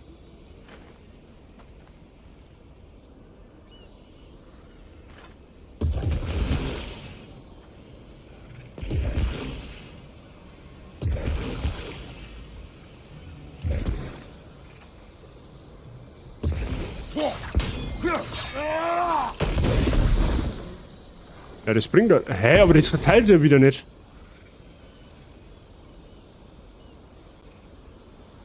Ja, genau, hä. Das ist genau das, was ich... Das meine ich ja. Ich check das einfach nicht. Ich hab da jetzt eine fette.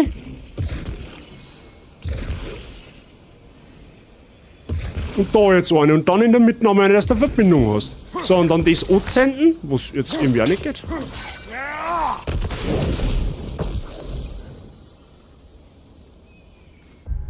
Okay. Ich glaube, an der Stelle machen wir mit der Hauptmission weiter, weil besser wird's nicht mehr.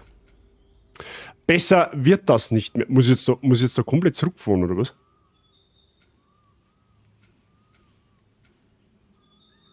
Ernsthaft? Ja, man kann da Schnellreise machen.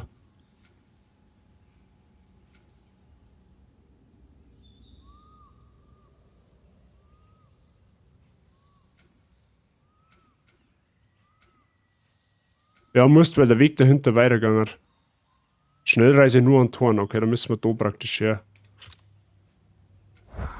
Ja, okay. Leute, sorry, aber ich weiß, dass da jetzt ein wenig Content flöten geht, aber das ist mir zu hoch.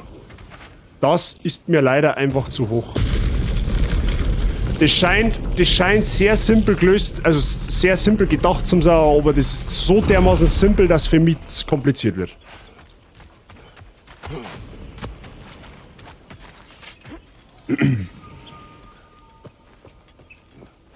Das muss man dann vielleicht offstream mal anschauen, genauer in Ruhe, weil das ist... Im Endeffekt, jetzt bin ich über eine Stunde da und wir haben noch nichts zerrissen. Das ist halt... Warte mal, wir müssen mal... Das wir haben da von da rechts kommen.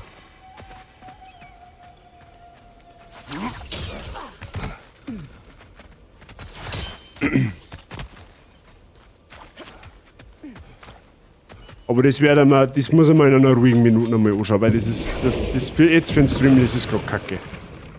Das ist jetzt gerade einfach kacke. Vor allem dann wie mit der Zeit wieder dann auf einmal lästig und das ist überhaupt nicht gut. Du wurdest nach dem Bau der Mauer von Asgard zu einer Audienz gezwungen, richtig? Das stimmt. Und der Steinmetz, dieser verkleidete Riese. Sein Name war Rimthur. Er lächelte mich nur an und, wie du sagtest, flüsterte mir etwas ins Gut, da Ohr. müssen wir mal. Er sagte, die Asen hätten seinen Vater getötet und er müsse wissen, dass sie eines Tages dafür brennen würden. Spar dir das für später auf. Komm. Nein, nichts mehr nehmen Mission, fick dich. Aber warte mal. Moment, die haben wir ja gemacht. Gut, an die Arbeit.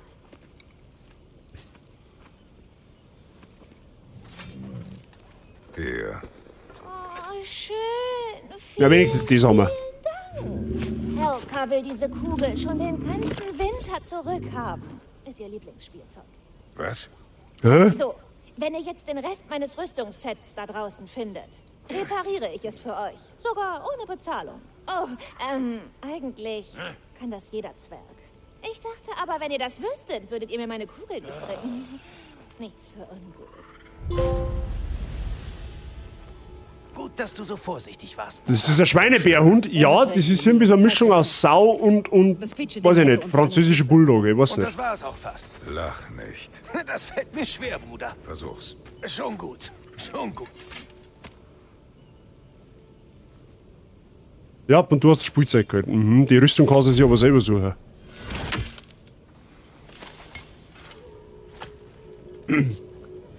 Flauschig und nicht feucht und...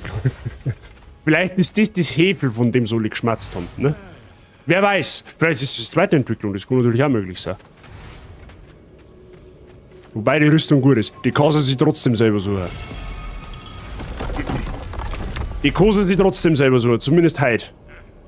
Aber wir machen jetzt mit der Hauptstory weiter, weil wir müssen noch ein wenig vorankommen heute. Hilft leider nicht.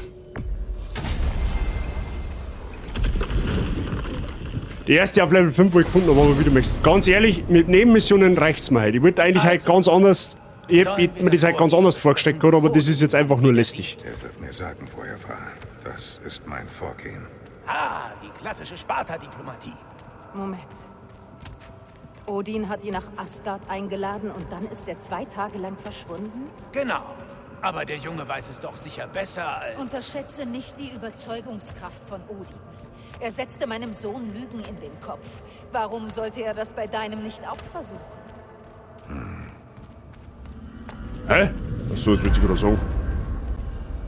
Schauen wir mal, was der Burt zum Sagen hat. Und du sagst diesem einäugigen Nussfetischisten, dass er mir was schuldet. Leck mich jetzt und in alle Ewigkeit. Na, sieh mal an. Schön, dass du es einrichten konntest. Göttlichkeit. Ich habe den Bogen des Kleinen mit deiner Siegelmagie belegt. Aber dann hatten er und Sindri über irgendwas Streit. Ich weiß nicht genau, wer da jetzt wen anschreit, aber sie haben es wohl beide verdient. Hast du einen Filmriss? Die ist doch die ganze Zeit schon mit uns unterwegs. Aber gut, okay. Jetzt bin ich auf die Redestellung gespannt. Na, dann komm mal. Oh, wir haben aber die EP noch. Ja, aber vorher müssen wir noch EP investieren. Ja, das tun wir schon noch. Oh, wir haben einen neuen Slot. Okay. Nehmen wir. Und Fähigkeiten haben wir gesagt, brauchen wir. Da haben wir ja auch einen. Wie viel EP haben wir denn? 17.774. Wann haben wir denn so viel EP gekriegt? Da können wir ja gefühlt alles kaufen. Tobsuchtsanfall, fügt einen Tobsuchtsanfall einen starken Abschluss. Ja, das nehmen wir, das hört sich gut an. Ui, der kostet aber auch 3000, gell? Das muss man an der Stelle vielleicht auch sagen. So, da hiermit erhältst du meine vollgeteilte Aufmerksamkeit. Mr. Angel, das freut mich außerordentlich. Du hast ungefähr gar nichts versammelt, weil man mir jetzt gerade einfach nur Zeit, also ich nur Zeit verschissen habe, weil ich einfach nur dumm im Kopf bin. Also jetzt, bitte, du kommst zum perfekten Zeitpunkt, weil jetzt machen wir mit der Hauptstory weiter. So, was haben wir jetzt da? Moment, aber wir kämpfen aber auch viel mit der Axt, gell? Das dürfen wir jetzt auch nicht außer Axt lassen, ja? So, was haben wir jetzt da? Fernkampf. Drücken Sie L1% mit den bloßen Händen, um die Leviathan schnell zurückzuholen und einen mächtigen Sprung-Schlagangriff auszuführen, der gegen nach hinten schleudert und hohen Frost anrichtet. Okay, was haben wir nahkampfmäßig noch?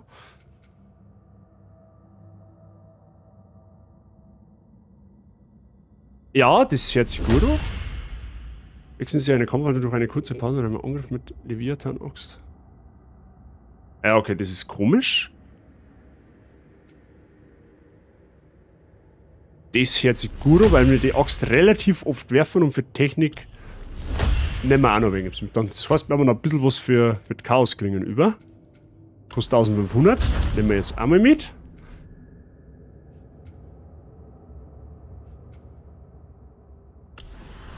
Weil wenn der Kratos da seine Chaosklingen so schnell draht, dann hebt er bald ab. Aber gut, dann haben wir da zumindest mal alles gekauft. Und bei der Freya, gut, die hat nicht ganz so viel EP, mit der kämpfen wir aber auch noch nicht so lang. Von daher ist das alles fein. Gut, ihre Fähigkeiten kosten jetzt auch noch nicht so viel. Und von der haben wir aber auch noch nicht so viel. Ja, so muss man jetzt auch dazu sagen. Aber gut. Wach auf, du hast Besuch. Warum machst du es dir nicht einfach in Sindris sogenanntem Arbeitszimmer gemütlich? Da drüben. Stört ihn das denn nicht? Oh. Stören? Aber du Er warst wird 2 Tage lang weg. Unsere Ohne Bude jemand wird von an deiner Tag zu Seite. Tag loben. Oh, jetzt bin ich gespannt. Freunde, jetzt glaube ich, wird's intens. Du solltest dir mal den Kopf waschen. Und zwar gründlich. Das glaube ich hat er jetzt vor. Du bist zurück. Wirst du mir jetzt antworten? Wegen was? Wo bist du gewesen? Wen hast du getroffen? War es Odin? Was? Glaubst du das wirklich? Leugnest du es? Antworte! Warst du in Asgard? Nein! Natürlich nicht. Aber was wäre, wenn? Es ist meine Zukunft, mein Leben. Du bist mein Sohn. Dann vertrau mir doch einfach. Wenn ich dir vertrauen soll, dann sag mir die Wahrheit. Die Wahrheit ist, du bist ein totales Arschloch. Junge, so wirst du niemanden umstimmen. Er hat kein Vertrauen in mich. Er darf Geheimnisse haben. Mutter genauso. Das ist was anderes. Ihre Geheimnisse erschweren jeden Schritt. Oh, ach so. An sie glaubst du also auch nicht mehr. Es geht nicht um deine Mutter. Du hast mich angelogen. Wo ich das wohl gelernt habe. Jetzt reicht es aber. Seit wann bist du auf seiner Seite? Seit er von euch der Vernünftigere ist. Hört zu. Ich hatte nur überlegt, zu Odin zu gehen. Aber ich schwöre, es ist für einen guten Grund. Es gibt keinen guten Grund, zu Odin zu gehen. Er vernebelt dir den Verstand. Ich würde es für uns tun. Ich muss verhindern, dass was Schlimmes passiert. Es ist schon Schlimmes passiert. Sieh mich an. Und Freya. Und Tyr. Odin hat all das getan. Warum sind auf einmal alle hier so dermaßen am Rumjaulen? Atreus will nach Asgard gehen. Asgard? Ist er auf den Kopf gefallen oder sowas? Toll. Dann sind offenbar alle gegen mich. Du musst entscheiden, zu wem du werden willst. Wirst du weiterhin lügen und mir Dinge vorenthalten? Oder bist du mein Sohn? Entscheiden? Ich darf nie entscheiden. Lass mich in Ruhe. Hör zu. Lass mich los! Hör zu. Lass mich los! Was bei allen? Atreus! Ich bin's! Bewahre die Kontrolle! Jetzt eskaliert's aber ein wenig.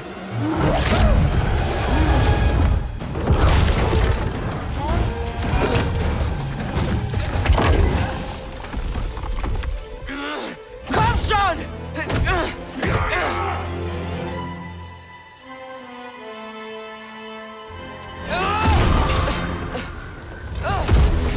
What the fuck?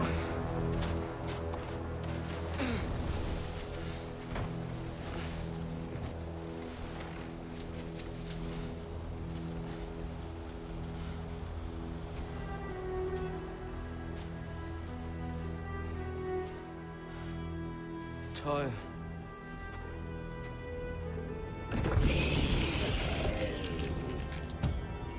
Eiseskälte! Offenweite Heelläufer! Ich bin in Midgard! Oh, jetzt die Abverwunden los. Au. Yep. Trautes Heim! Macht nur weiter! Das hilft nur, mich warm zu halten. Ich brauche einen Unterschlupf. Da ist noch irgendwo einer. Ah, halt, da ist er. Da ist der.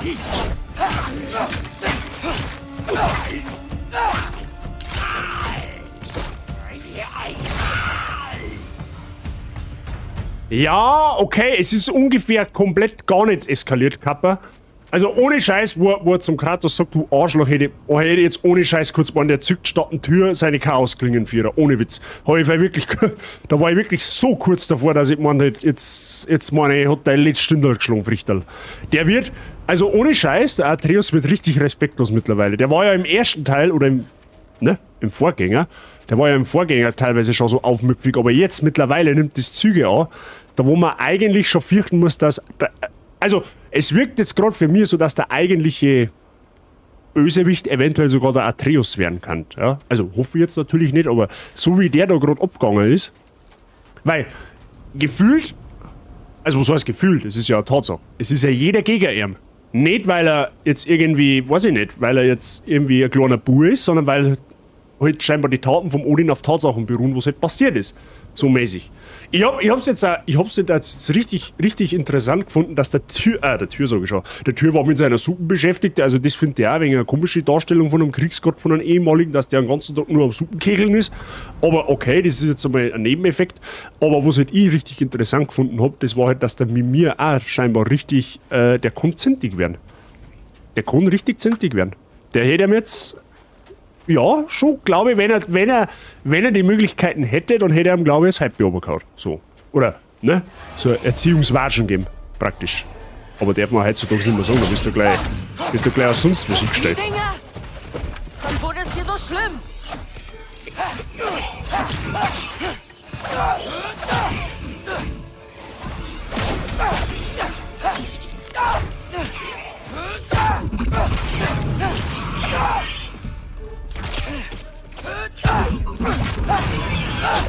Okay. Aber das ist genau der Zeitpunkt. Okay, es ist ein Ego-Sau. Okay, Bockfotzen. Ja, also ich traue mir jetzt einmal weten, wenn der Kratos einmal Bockfotzen gibt, dann tut er mindestens 3 Tags Knack weh. Mindestens. Ja, die schallert sogar danach noch. Efter bin ich ja ein Kriegsgott, weil ich ja den ganzen Tag koche wie er. Aber du hast wahrscheinlich nicht so einen großen Degel wie der, oder? Ah! Dann überlege ich, wo ich hingehe. Der Ausreißer. Mhm. Ich finde jetzt gerade interessant, dass ihm die nicht nachgetan. Gut, auf der anderen Seite wissen sie halt wahrscheinlich auch nicht, wo er ist. Gut aus.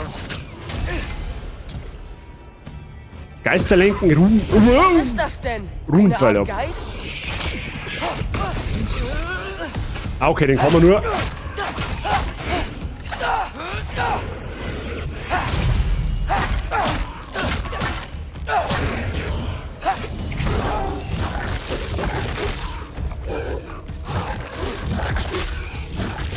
Stimmt, mit Atreus kann man sich ja verwandeln.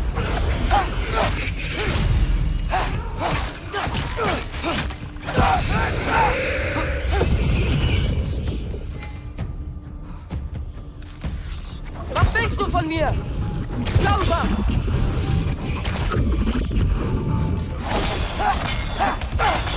Oh, spielen wir Golf. Whatever. Mehr Raben. Ja, Wollt ihr mir etwas sagen? Kochst du in der Bootwanne? Ja, aber im Tür sein Degel kannte man da schon meinen, dass das für unser Bootwanne war. Ja? Kochst du in der Bootwanne? Das war auch mal eine Idee, so einen Eintopf in der Bootwanne machen. Erst denkt er, ich war in Asgard. Dann, dass ich lüge. Ja, aber du hast gesagt, hast du ihm halt aber leider auch nicht. Es ist halt leider mal so. Ich will dir doch nur das Leben retten, du Sturkopf. Ja, dann sag ihm halt das, du Zipfel-Adam. Oh mein, pubertierende Kinder. Schwierige Sache.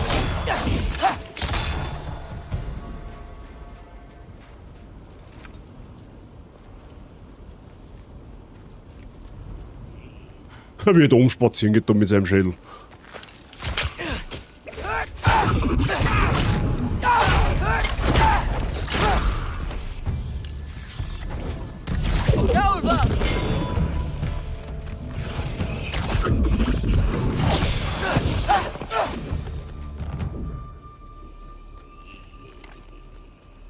Gibt's dem Burm halt ein Madel? Ja, oder so, das kann vielleicht auch helfen unter Umständen. Mal ein bisschen Druck ablassen. Spiel auf jeden Fall noch weiter, lohnt sich. Wir spielen das Spiel durch. Also nicht heute, aber, ja. Mann, nur weil ich jetzt bei den Nebenmissionen sage, okay, genug davon, heißt es nicht, dass wir jetzt mit God of War automatisch aufhören. Ganz cool bleiben. Wir spielen die spielen wir schon fertig. Der zieht nicht runter. Alles gut. Und wie da jetzt ein guter Koch an der Stelle sagen, auch jede gute Suppe braucht ein bisschen Salz. Ja? Ab und zu mal. Gehört einfach dazu. Auch wenn es mir im Nachhinein noch leid tut.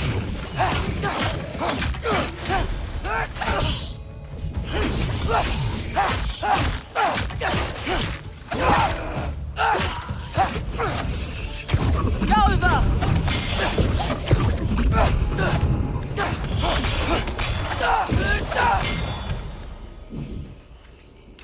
Das ist schon mal da nochmal eine. Heute, wir spielen jetzt ungefähr eine Stunde.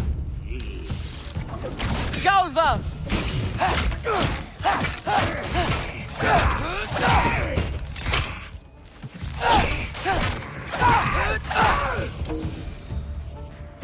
So. Zufälle Nebenquests gleich Alt F4. Es hat nichts an und für sich per se mit der Menge der Nebenquests zum Tor. Es hat damit zu tun, dass die Mechanik dahinter, hinter gewissen Hindernissen, die du überwinden musst, um eine Nebenquest zu machen, an und für sich eigentlich simpel gedacht wären. Sie sind aber so dermaßen simpel teilweise, dass für mich schon wieder zu extrem kompliziert sind. Ich denke da einfach nicht straight. Ne? Ich kapiere, ich sage ja offen und ehrlich, ich kapiere die Mechanik mit den explodierenden Pfeilen nicht. Das verstehe ich nicht. Das ist scheinbar richtig simpel, aber ich kapiere es halt einfach nicht. Das sage ich ja offen und ehrlich. Da andere, wenn wir singen, die lachen mehr aus. Das ist aber okay. Kann man auch direkt eine aufmachen. Kannst du auch 2 aufmachen oder 8 oder was weiß ich. Je nachdem. Also bis kurz vor 7:30 wird man Wein da sein.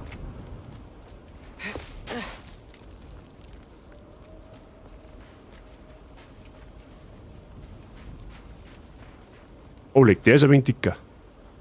Aber den kriegen wir hin. So, näher Fleischerbeil oder was? Ist ja ein Metzger oder was?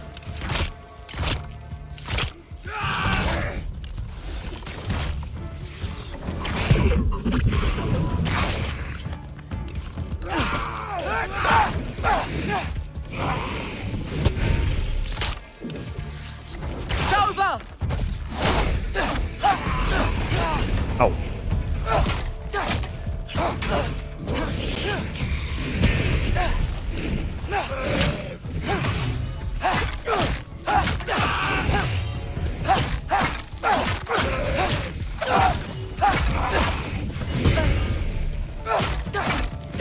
Du kannst du ähnlich. Und wenn ich Schutz gefunden habe, wo gehe ich dann hin? Du bist Soul-Spieler, du brauchst die Herausforderung. Ja, kämpferisch. Kämpferisch Herausforderung nimmt mir jede Alpha, haut an jeden Gegner, wenn es sein muss, auf Dauer. Das ist mir scheißegal. Aber so simpel gedachte Rätsel, das ist eines Soul-Spielers zu viel. Also zumindest für mich. Folge ich der Prophezeiung, in der Vater stirbt. Das, was für ein Bazi Soul-Spieler sind einfach bei mir Shooter. Sagst du das doch? Nicht verhindern. In Asgard könnte ich wenigstens Odin im Auge behalten. Rumspionieren, seinen Plan rauskriegen. Die Kontrolle gewinnen.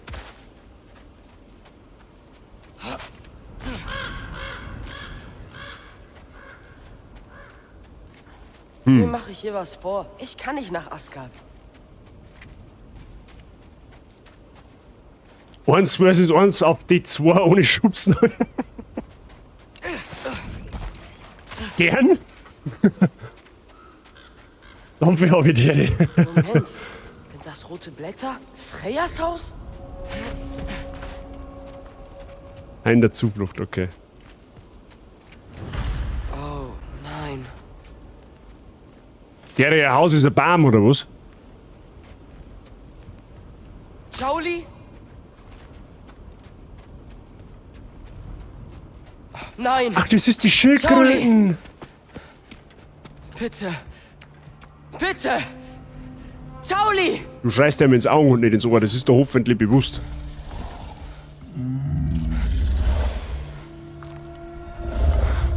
Hallo, Großer.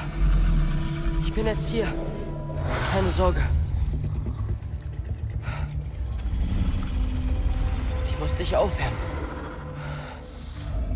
Du musst aufstehen, um mich ins Haus zu lassen. Kriegst du das hin? Komm, Jolie. Du musst das tun. Ich kann nicht helfen, wenn du... Hey, Millie! Hey, Millie!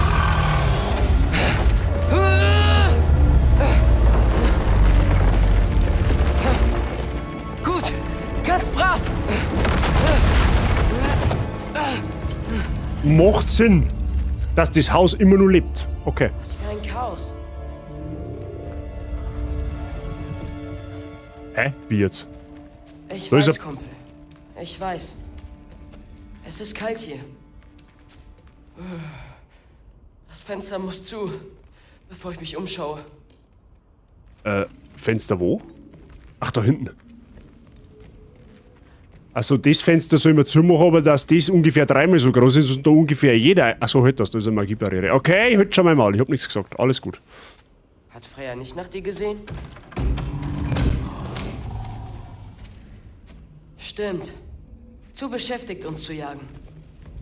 Na komm, wärmen wir dich auf. Aus dem Zeug müsste ich ein Feuer machen können. Okay. Wow, wie wunderschön. Eingefrorene Bläme. Hab ich noch nie gesehen. Von ihrem Zuhause in Vanaheim? Sie muss es vermisst haben.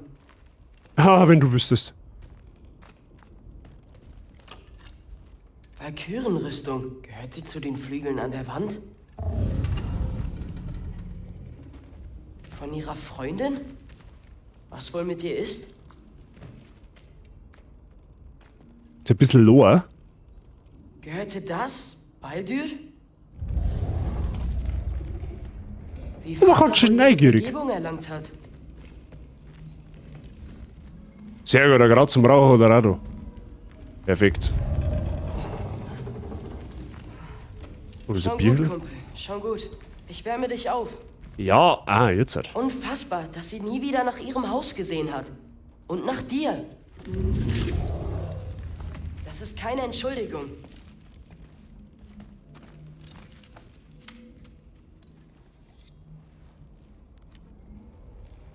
Na, das Holz ist mit Sicherheit nicht feucht.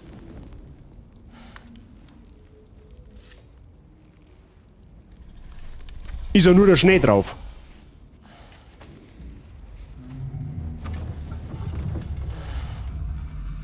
Gern geschehen.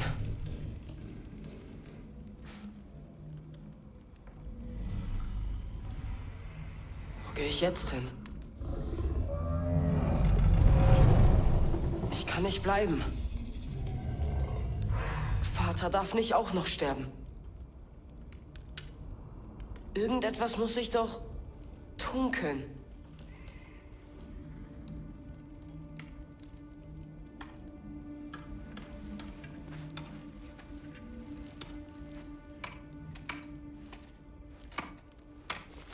Oh na, warum glaube ich, dass das eine schlechte Idee ist?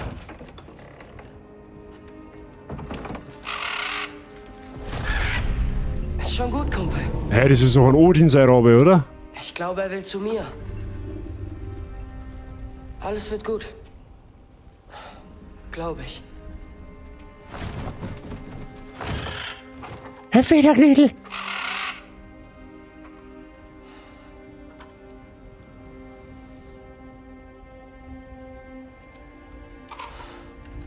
Na schön. Bin bereit. Bring mich zu ihm.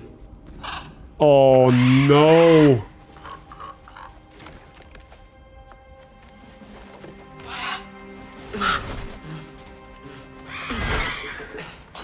Geht er jetzt wirklich zum Odin?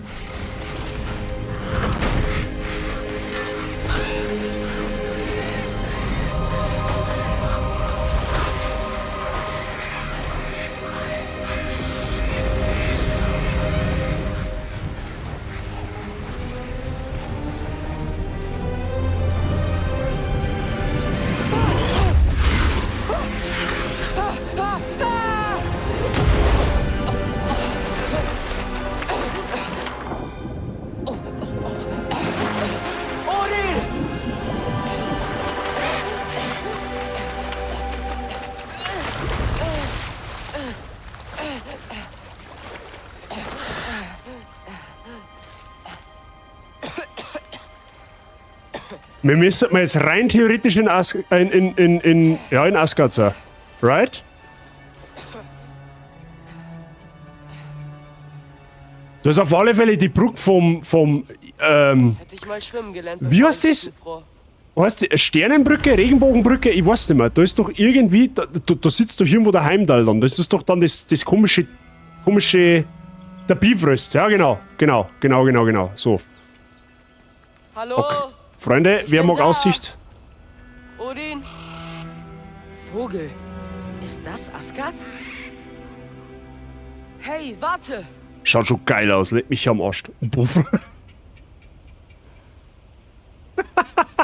Der Bofrost. Immer ich auch bin. Es ist wunderschön. Keine Spur von Fimbulwinter. Ja, schau, also leck mich am Arsch. Da kann man Urlaub machen. Ja? Da kann man Urlaub machen. Ida-Ebenen, okay. Aber rein theoretisch müsste man mir jetzt in Asgard sein. In der Welt der Götter sozusagen. So, ein Kabo und ein paar Plätze vom Lieblingskollegen, so kann man sich das gleich. Oh, ja, da kannst du das eingelassen, auf alle Fälle. Dann wünsche ich dir einen sehr guten Appetit dabei. Da ich sofort davon. Oh ja. Wirklich schön. Das erinnert mich so ein bisschen an. Ja, okay, gut. Offensichtlich erinnert es mich irgendwie ein bisschen an Norwegen. Ja? Bazi, du bist wieder ganz schlau im Jahr 2022 im November unterwegs. Ja? Aber. Alter. Die Mauer! Ich bin in Asgard! Warte! Ich komm ja! Das ist eine ziemlich imposante Mauer, wenn du mich fragst.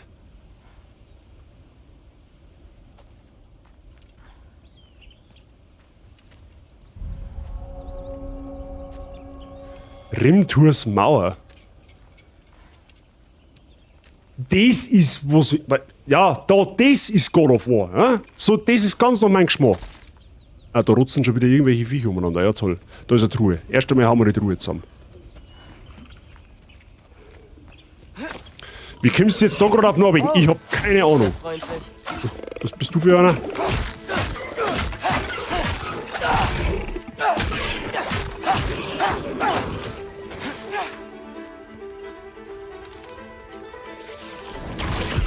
Ist das lustig oder was? Wo ist der?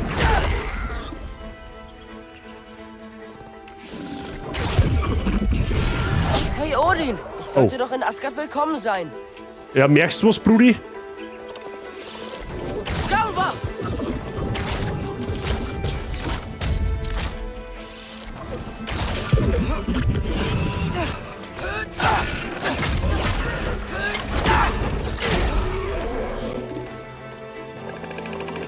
Oh ja, den hab ich gar nicht gesehen.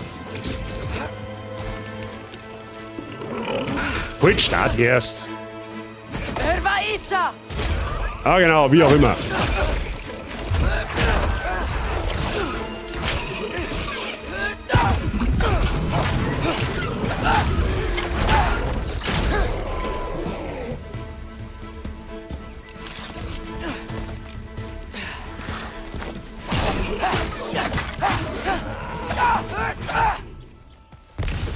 Okay, das waren alle. Meine Truhe habe ich aber immer noch nicht gekriegt.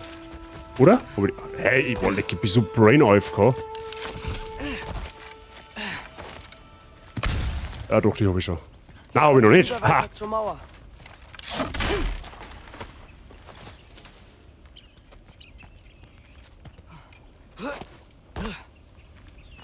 Die Froschmänner, kommen die nicht woanders vor normal? Ich glaube, die haben wir im Vorgänger. Haben wir den Vorgänger bekämpft? Ich weiß gar nicht mehr. Ich kann das gar nicht. Wi-Fi kann das ehrlich gesagt nicht mehr sagen. Möglich, dass wir die schon mal gesehen haben. Das kann durchaus sein. Aber erinnern kann ich mich gerade nicht mehr dran.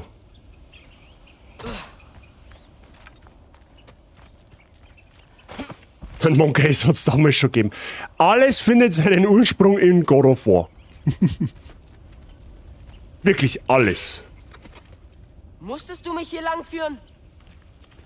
Es schaut schon verdammt geil aus. Leck mich am Arsch. Also optisch schafft es bisher bei immer wieder einen drauf zum Sitzen. Oh leck, aber das ist also weit verzweigt, oder wie sehe ich das? Oder gibt es da einfach nur mehrere Wege, die dann am Ende wieder zusammenführen? Bei der Kante hat es einen Frosch gegeben. Ja, man muss gerade lang nur suchen, bis man eine Verbindung zu God of War findet. Ja? Es gibt für alles eine Lösung.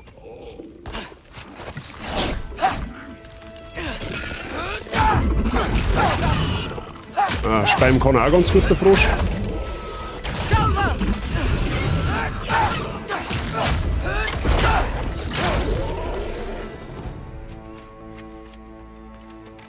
Gib du die Truhe her, sag ich. Am Bestienfetzen. Gen hat schon gegeben, meine. Ich hätte jetzt auch gesagt, dass wir die schon mal irgendwann einmal bekämpft haben. Ja, gerade drauf gewartet. Ich hab, wie ich das Wort Bestienfetzen vorgelesen habe, ich einfach nur drauf gewartet, bis du das triggerst. Deswegen habe ich mich jetzt auch nicht erschreckt, weil ich es genau im Urin gehabt habe, dass der kommt. Ja, Gefahr. Ich weiß. Verstanden. Ich sehe sie. Sauber.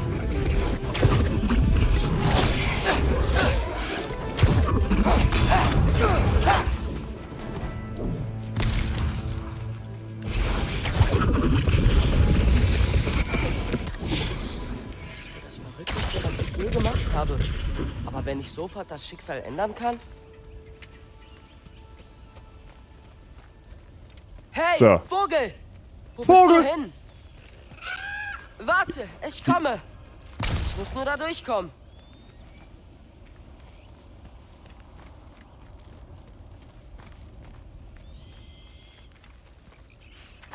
Ja gut, da wird's den, dass du Odin hinkommen. sagen? Hallo, ich möchte so etwas wie dein Lehrling sein. Also ich muss auf alle Fälle mal was trinken. Aber das Guter heißt Kohl. nicht, dass ich dir diene. Nicht auf eine Art, die etwas mit einer Prophezeiung zu tun hätte. Fertig geredet, Atreus. Prost, liebe Bazigang. Sorry für den vorherigen leichten Salzanstieg bei den Rätseleien, aber das gehört halt manchmal leider dazu. Das ist halt mal so. Aber haben wir schon lange nicht mehr salzig gewesen, okay? Das ist, ich glaube, es war akzeptabel. Ja? Dafür ist jetzt die Geschichte umso flauschiger. Ja? Und haben wir noch gute 40 Minuten Content. Ja? Ich glaube, das ist ein Deal.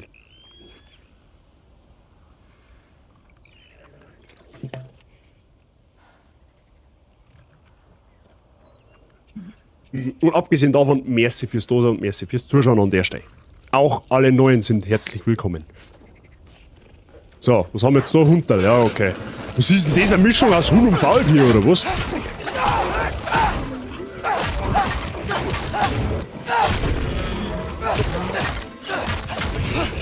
Oh, der explodiert. Lalalala.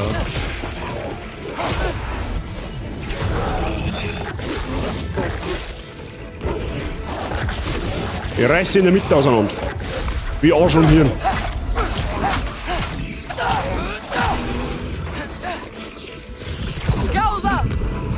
So und... Schau mal, Dampfe. In God of War ist sogar das heilige Golf erfunden worden. Da schaust her. Merkst du das? Man muss nur lang nur suchen. Der Wand ist es sicherer. Moment, wie komme ich an der Mauer vorbei? Das kam in Mimirs Geschichte über Rimfur gar nicht vor. Wenn der Sohn des Steinmetzes eine Schwäche eingebaut hat, weiß nur Freya davon. Und ich habe sie nicht gefragt. Und warum war Freya überhaupt im Haus? Ist sie bei uns eingezogen? Egal. Konzentrier dich, Loki. Jetzt nennt er sich selber Loki. Jetzt nennt er sich selber nicht mehr Atreus, sondern er ist jetzt voll von seiner göttlichen Identität überzeugt. Oder war das beim letzten Mal auch schon so? Ich kann mich nicht mehr daran erinnern.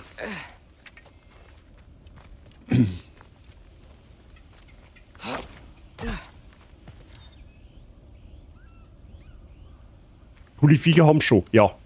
Das hat God of War auch in die griechischen Teile schon sehr, sehr gut umsetzen können. Ah, da lernen wir wahrscheinlich noch, wie wir dann mir selber... Oh, oder wir kommen mit dem Kratos da noch her. Das kann natürlich auch durchaus möglich sein. Also entweder wir lernen mit Atreus noch, wie man mit dem Bogen die Dinger da anzendt, oder wir kommen dann mit dem Kratos noch her. Ich tippe jetzt aber mal eher auf das zweite.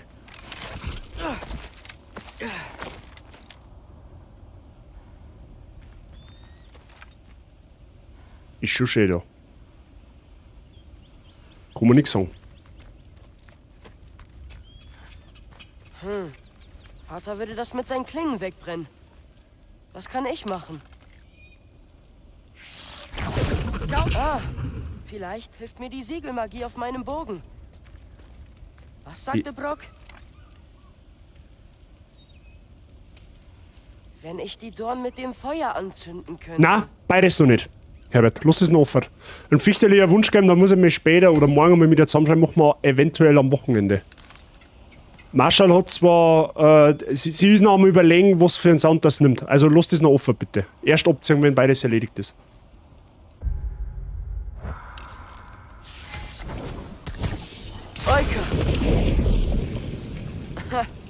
Na bitte. So, das ist jetzt zum Beispiel selbst. Wie kommt jetzt das Feuer da durch den Felsen durch und zündet dann da die Ranken an? You know what I mean? Hey, lass mich raten, wenn ich jetzt da oben hinschieße, dann... Warte mal. Ah, ja genau, da haben wir schon wieder beim gleichen Thema. Die Kugel zählt aus Feuerkugel.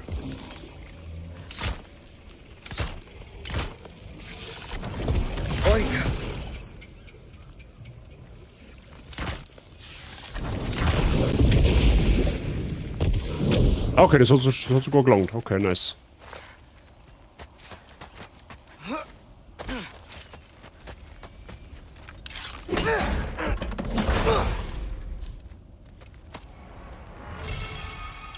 Oh, der Herr Angel, das hat sich auch soeben einen Grüß-Gott-Sound genehmigt. Sehr schön, Mr. Angel. Lassen Sie mir bitte ein GIF und einen Sound Ihrer Wahl zukommen. Oder sagt man zumindest, was gern für einen Sound hättest, dann schneide das aus, falls du selber nicht die Möglichkeiten dazu hast. Bitte, dankeschön. Sound bitte maximal 15 Sekunden, okay? Nicht länger. Das war zauberhaft. Ungefähr so, wie es 2.40 macht, genau. Richtig.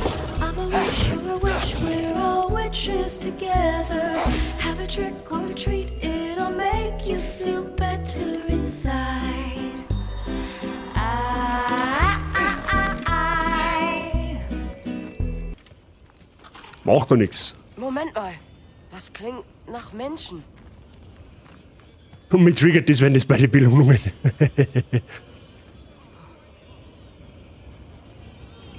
Ich habe die Möglichkeiten noch nicht, aber downloade sie noch halt noch. Also wie gesagt, wenn du mit dem Sound zuschneiden Probleme hast, dann sagst du mir einfach den Ausschnitt, den du gern hättest, und dann mache ich das für dich. Aber das Gift muss man bitte schon zukommen lassen, weil das kann ich nicht, da möchte ich da nichts falsch einrichten. Aber da schreibst du mir am besten privat auf Discord dann, da regelt man das dann. Soll ja dann auch zu deiner Zufriedenheit sein. Brauchst du Hilfe? Du siehst etwas verloren aus. Oh, ich schau mich hier nur um. Also, hier gibt es nur die Mauer zu sehen. Gibt es ein Tor hindurch? Nein. Außer du bist ein Asengott. Und in dem Fall wüsstest du das. Ich? Nein. Ich bin aus Midgard. Was? Ohne Scheiß? Ich auch. Skölder. Loki. Wer? Warte mal. Seid ihr alle aus Midgard? Yep. Der, Allvater rettete uns vor der Verwüstung. Hier dürfen wir bleiben, aber wir gehen da nicht rein. Kommst nicht in die Stadt, nur mit Magie. Du kannst keine Magie, oder? Ein bisschen, doch. Was? Ohne Scheiß? Gehst du durch Wände? Noch nicht. Ah. Kann ich nicht drüber klettern? Da hoch? Einfach so? Nein, du könntest sterben. Naja, ja. Ich meine, schau sie dir an. Kaum groß. Aber Odin wartet. Warte, du kennst den Allvater? Ich bin quasi sein Lehrling. Ohne Scheiß? Was bringt er dir bei? Ich weiß nicht. Hat er noch mehr Schüler? Ich weiß nicht. Wie lange bleibst du? Du weißt es nicht. Ich kletter jetzt die Mauer hoch. Okay, wer ist er? Skölder? Keine Ahnung, wer das ist. Tja, das muss ich sehen. Darf ich schnell was probieren? Das kommt drauf an, was. Aber ich muss allein gehen. Oh, ich wollte nicht mit dir klettern. Ich schulde Odin vielleicht mein Leben, aber sicher nicht meinen Tod. Nicht, dass ich glaube, du würdest abstürzen. Vergiss es einfach. Alter, klettert man jetzt ernsthaft die Mauer auf? Da haben wir morgen noch beschäftigt. Was, Hugin? Hugin leitet dich? Wer? Odins Rabe.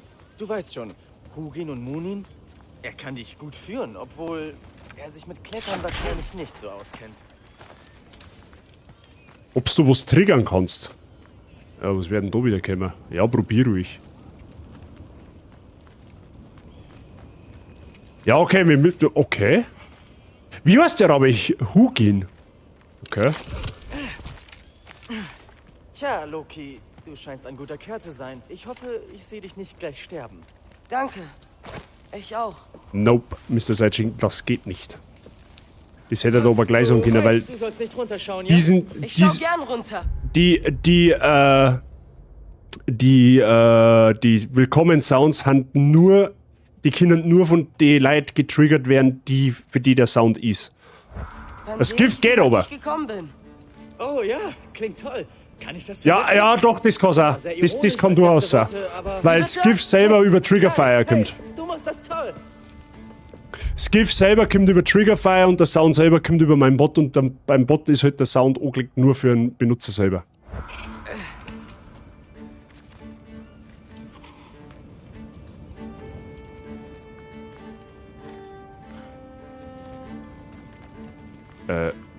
Hallo?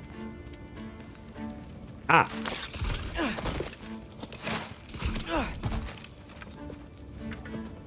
Bin ich mir ehrlich gesagt nicht so sicher, ob das eine so gute Idee ist, was er da tut.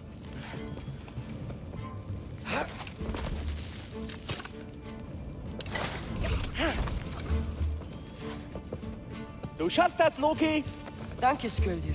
Hoffe, das stimmt. Sköldir heißt der. Ah, da können wir mal schauen, wer ist denn das überhaupt? Sköldir lebt außerhalb der Mauern von Asgard in einem Lager für Flüchtlinge aus Midgard. Ich glaube, Odin hat eine Menge Leute vor der Verwüstung gerettet, obwohl er sie selbst verursacht hat. Ich hätte es nie geglaubt, aber ich weiß, dass Sköldir ehrlich ist. Er ist nett, lustig, etwa in meinem Alter. Ich bin nicht nach Asgard gekommen, um Freunde zu finden, aber vielleicht habe ich das schon getan.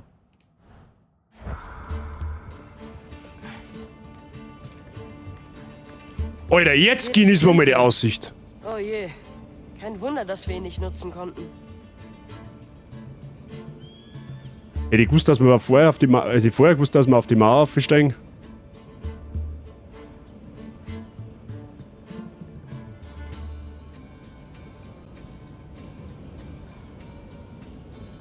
Schön. Wirklich geil gemacht.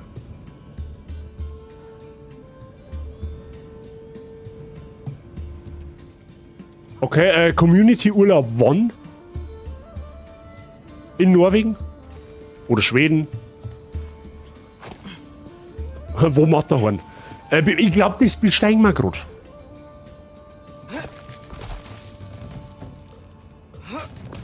Alles klar. Ich schaffe das. Alles gut. Einfach weiterklettern. Im Sommer, weil im Winter kalt. Wurscht. Und wohin jetzt?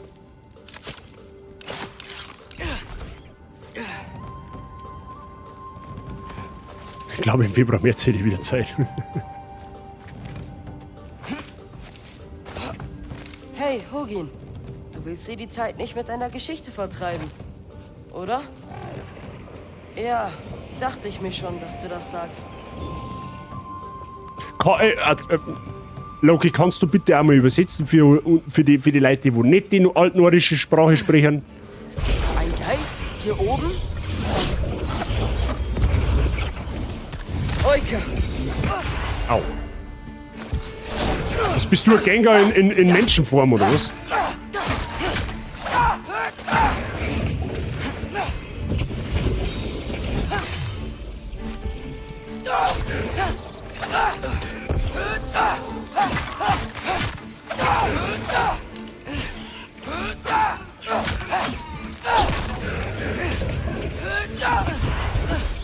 Au! Oika!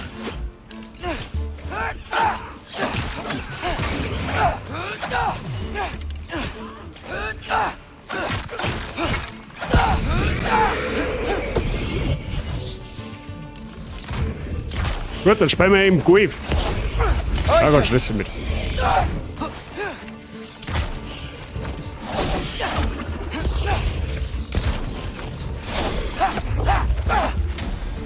Nice. Was, Ole? Okay.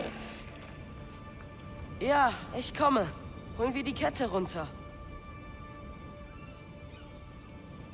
Dann bei minus 40 Grad in so eine heiße Vulkanquelle in der Eiswüste einstellen. Oh ja, da war ich sofort dabei. War ich dabei, so irgendwas ist. So, wo müssen wir jetzt hin? Let me see. Ah, dahinter geht. Ah!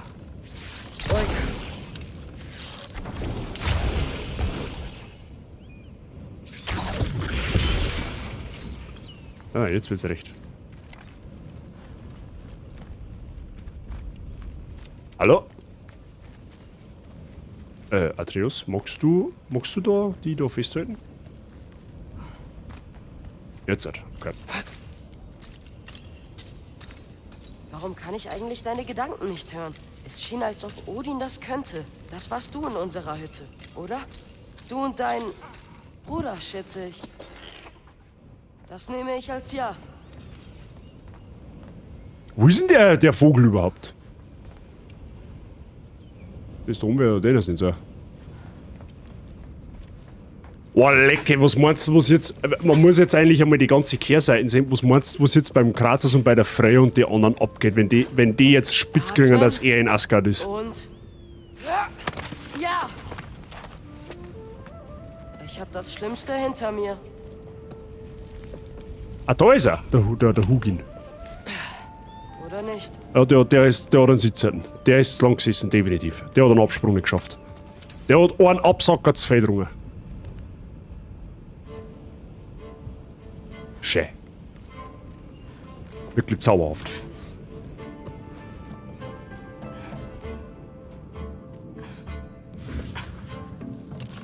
Wollt ihr mich vielleicht einfach durchlassen? Glaube ich nicht. Ihr wollt. Gaulba!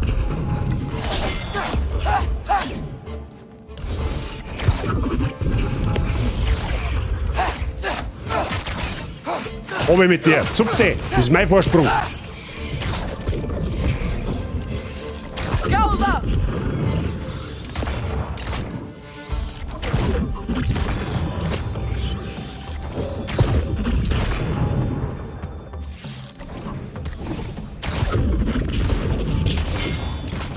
Ist da ein Nest hinten, oder was? Gaulba!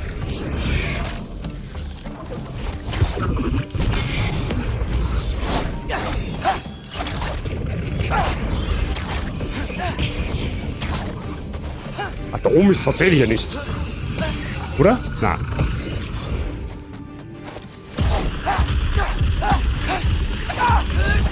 Ah, da kann ich lange nicht schießen.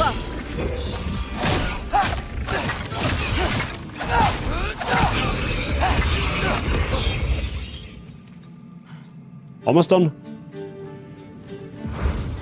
Da ist auch noch ein Nest.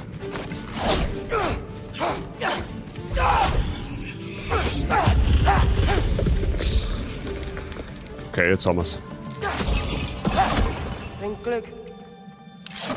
Stimmt, Vasen zusammen schießen ohne jeglichen Grund, das bringt immer Glück. Scherben bringen Glück. Oder wie heißt es dann? Aber wenn es mehr wie 7 Hand nicht. Wie war das?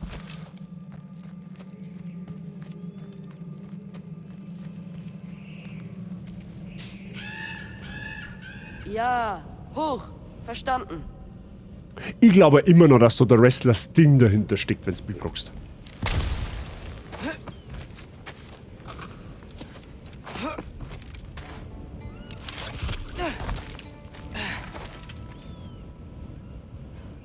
Jetzt bist du im Oberlandischen Stadt noch einmal um, oder? Wow, gut. Die sind verbunden. Ja, das ergibt Sinn. Glaube ich. Ich muss aber an beide Seiten. Ah. Was haben wir denn jetzt?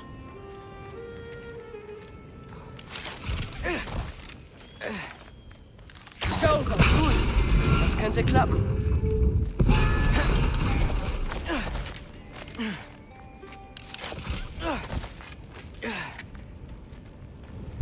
Dann mal los. Ja, super Idee.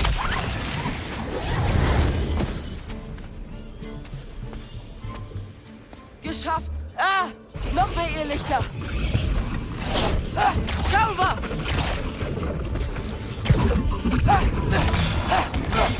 Ah, da ist da oben bestimmt auch wieder so ein scheiß Nest, oder? Nein, nicht einmal. Okay.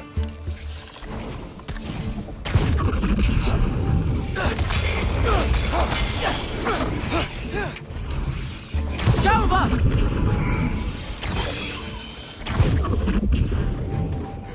Oh, der voll. Oh, leck mich am Arsch. Also da, wenn's da fällst, da fällst du lang. Hey, du darfst fliegen. Ich tue, was ich kann.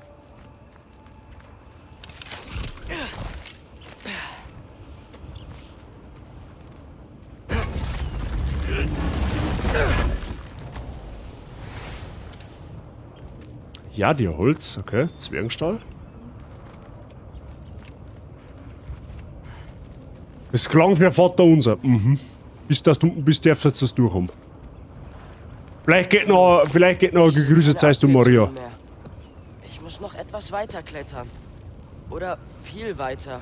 Geh mal oben, Schwarm, viel Spaß noch. so Passt weit schon, gekommen. Price, merci dir. Da trinken wir nicht. Haben wir eh fast fertig. Schauen wir mal, wie weit wir noch raufkommen da. Hey, Bugin, wie wär's, wenn ich dir mal was erzähle? Es war einmal ein Riese namens Loki, der es für eine gute Idee hielt, Odins Einladung nach Asgard anzunehmen. Das findest, glaube ich, auch nur du eine gute Idee. Odin testete Loki.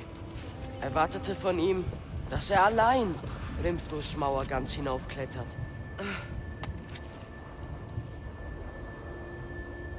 Ist das lore-relevant? Und was hat Loki gemacht? Er kletterte weiter. Ist der Loki in der griechischen Mythologie wahrscheinlich, ja. In der nordischen Kletterte Mythologie auch da aufgeklettert? weiter. Seine Arme schmerzten. Die Finger wurden taub. War vorsichtig, Das Matzuk. Atmen fiel schwer, aber Loki kletterte weiter. Einen Fuß nach dem anderen. Stimmt, jetzt kommt's mir gerade erst. Wenn man mal bedenkt, er ist ja jetzt verdammt hoch oben. Ich kann es jetzt nicht abschätzen, wie hoch, aber die Luft wird ja immer dünner. Sprich, das Atmen wird schwerer. Sprich, die Immer Durchblutung, Bis ganz oben. Durchblutung von seinem Körper wird auch schwerer.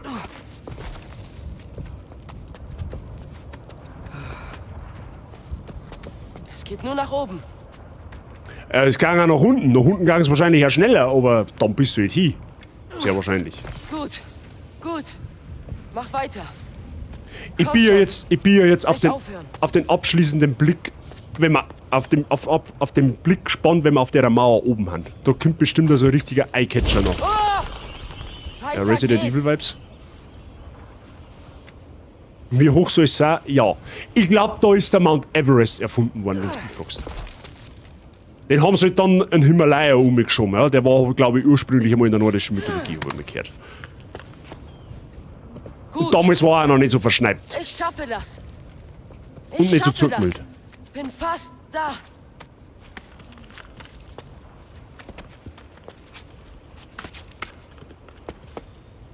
Achtung, Freunde, ich glaube, dass das jetzt ein brutaler Anblick wird.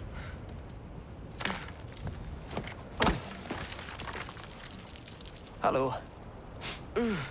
Oh. Wer bist du jetzt? Sag, welcher Teil dieser großen Mauer ließ dich denken, oh, Besucher sind hier willkommen?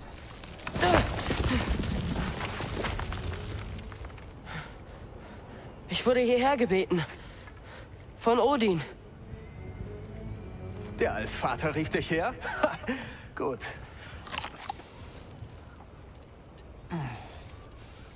Warum bist du dann draußen und nicht hier drin?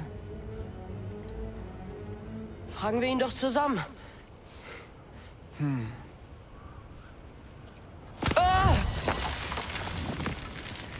Der erinnert mich irgendwie ein bisschen an Hermes.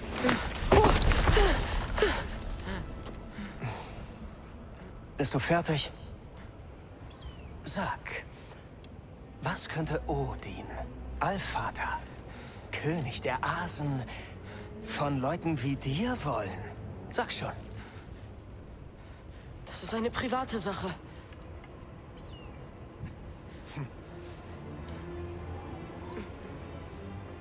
Du weißt das gar nicht, oder?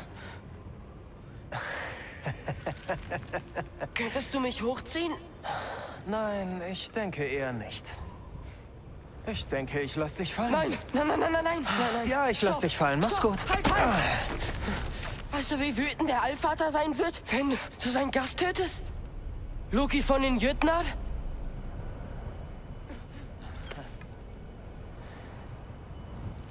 Den Jötnar? Feind meines Volkes? Ich bin kein Feind von dir.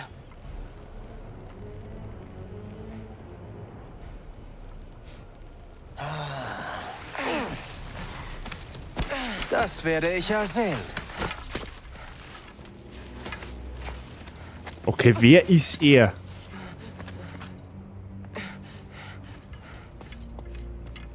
Er erinnert mich. Loki von den Jötnar. Der Ausreißer. Ist das Gjallarhorn? Bist du Heimdall? Heimdall? Offensichtlich. Das ist der Heimdall? Okay, den haben wir mir jetzt ehrlich gesagt ein ganz bisschen anders vorgestellt. Ich hätte nicht gedacht, dass der so jünglich ist. Der erinnert mich brutalst an Hermes von God of War 3. Der war nämlich auch genauso arrogant und ist dann einen grausamen Tod gestorben. Für den Fall, dass sich da noch irgendwer erinnern kann. Ja, das war der Götterbote mit seinen Stiefeln, der wo nur schnell laufen und Blätter herrennen hat können. Und dann hat sich der Kratos kurzerhand denkt, ich schneide einfach beide Füße ab. Coole Killszene an der Stelle.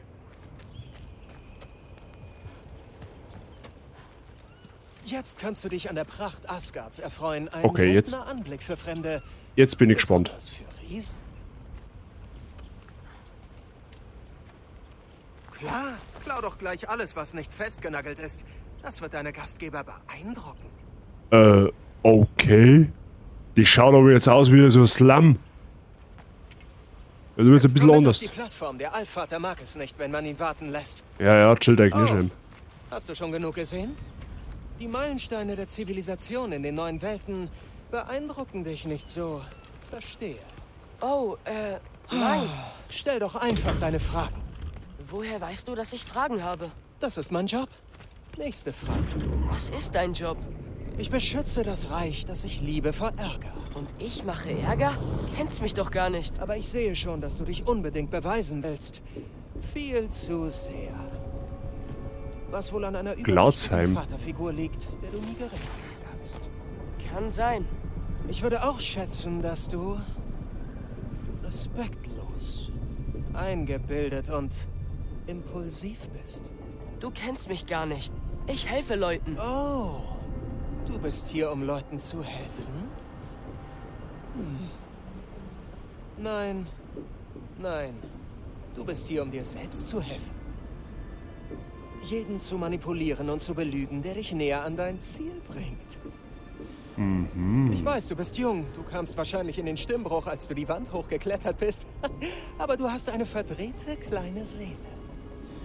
Du bist das Chaos in einem schicken Bogenschützenanzug.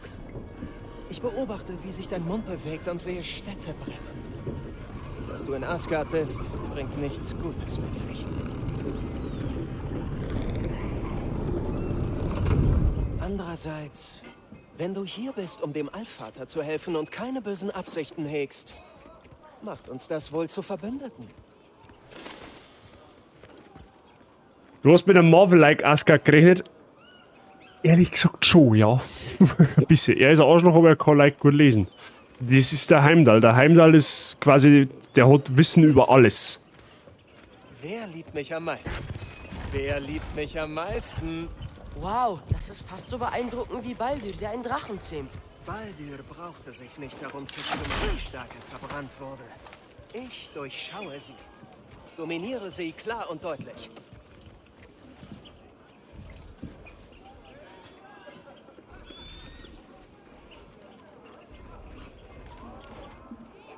Okay. Gut, Asgard ist scheinbar wirklich... Ich kann es nicht sagen. Also ich bin jetzt tatsächlich so ein bisschen verblendet gewesen von den Avengers-Filmen. Aber das muss scheinbar ein ganz normales Dorf so gewesen sein, ne? Gut, vielleicht kommt der eigentliche Palast, weil da ist ziemlich viel hinter die Wolken versteckt.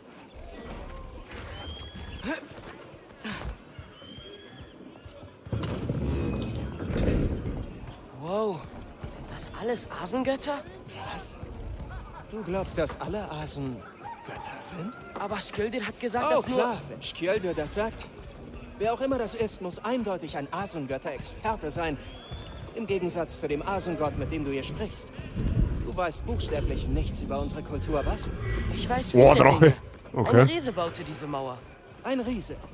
Baute die Mauer, die Riesen fernhält? Hrimthur, Tamurs Sohn. Ich kenne die ganze Geschichte.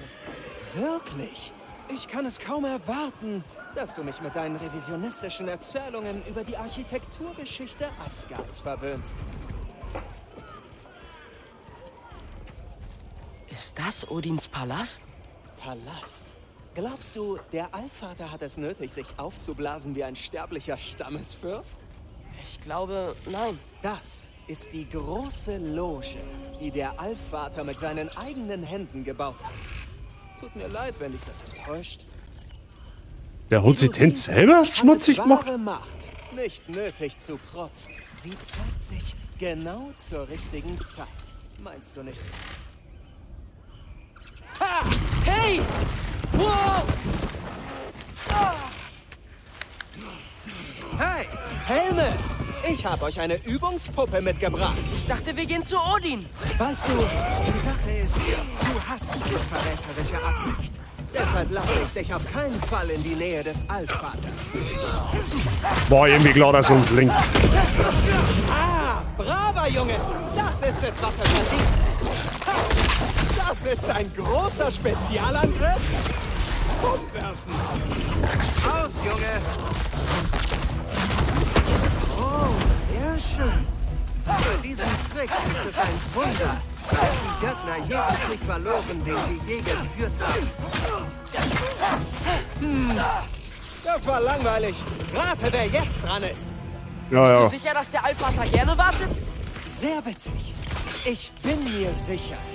Ja, ich bin mir tatsächlich sogar sehr sicher. Oh, der hat einen Ultra-Instinkt. Wie macht der das? Oh, das war nicht mal knapp. Oder wird der alles ab von mir, oder was? Oh, nein! Pfeile! Wie furchterregend! Du verhinderst nicht, dass ich Odin sehe. Du wirst ihn sehen. Von Oder- deinem Grab. Was? Das ergibt gar keinen Sinn. Mehr kannst du nicht? Wie hast du so lange überlebt?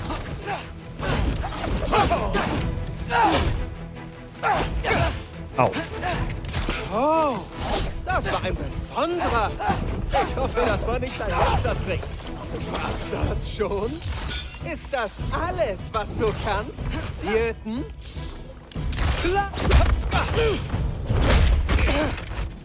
Wow. Ich muss wirklich sagen, Loki, ich bin absolut unbeeindruckt. Du solltest wohl liegen bleiben.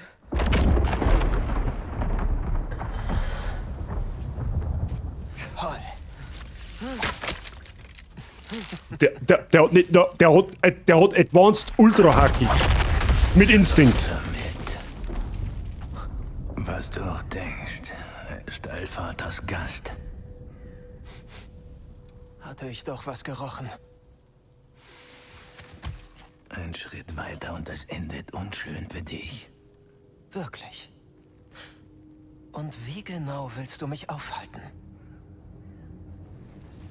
Sieh mir in die Augen. Sag du es mir.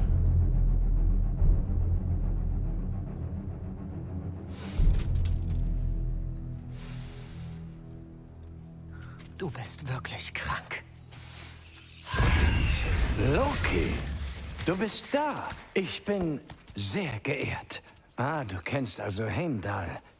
Er liest Gedanken für mich. Der Junge ist falsch, Allvater.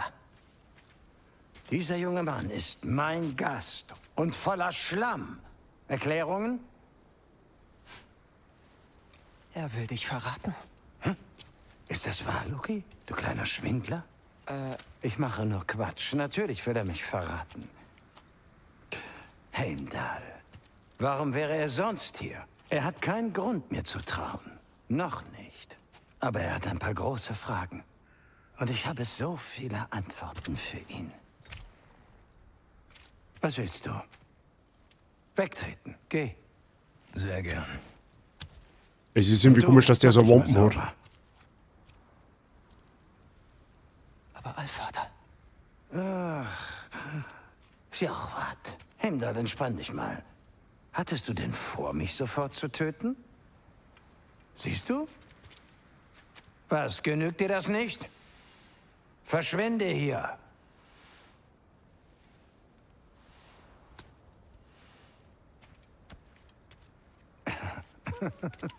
Anstrengend, ich weiß. Sehr scharfsinnig, aber er vergisst manchmal zu denken, weißt du? Hey, ich habe noch was zu tun.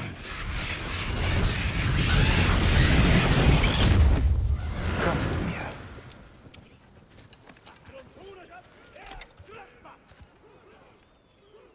Wie hat dein Vater die Nachricht aufgenommen, dass du meine Einladung annimmst? Wir sollten nicht über meinen Vater reden.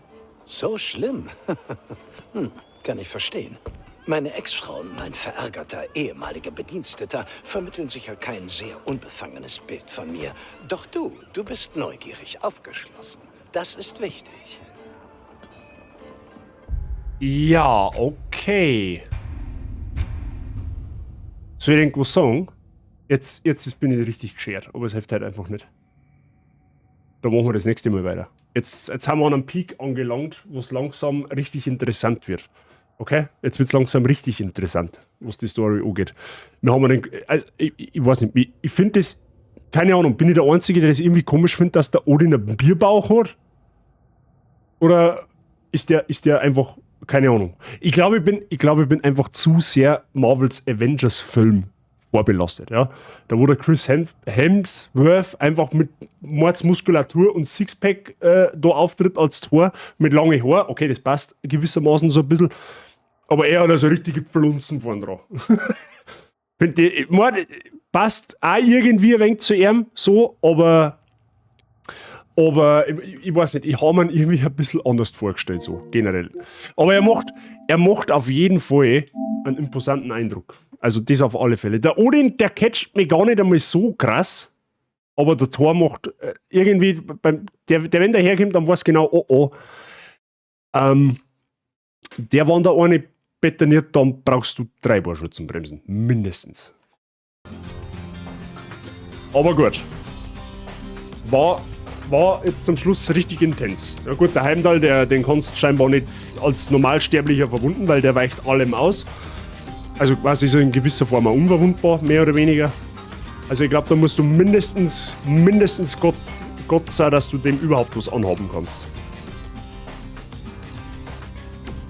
Der Thor ist recht gut drauf, laut Mythologie. Okay, ja, kann ich sein. Mich würde es auch wundern, wenn sie Santa Monica bei God of War nicht an die Mythologie halten darf. Die haben die haben da sehr penibel, was das angeht. Also die schauen schon, dass sie es wirklich noch Überlieferung darstellen. Also, er wirkt halt irgendwie so griebig, weißt du, auf einmal steht er so ein Bierbauch ins Bett rein und auf einmal... Oh, das ist der Thor. Aber der Thor hat auf der Seite am Bauch eine Narbe, also eine blutige Narbe. Jetzt ist halt die Frage, ich bin mir nicht mehr sicher, war die von Anfang an schon da oder hat er die nicht sogar vom Kratos gekriegt? Eins von beiden. Aber so wirklich hundertprozentig weiß ich es nicht mehr. Müsste die vielleicht noch mal nachschauen, aber ich glaube, die Wunde, die war noch nicht da am Anfang.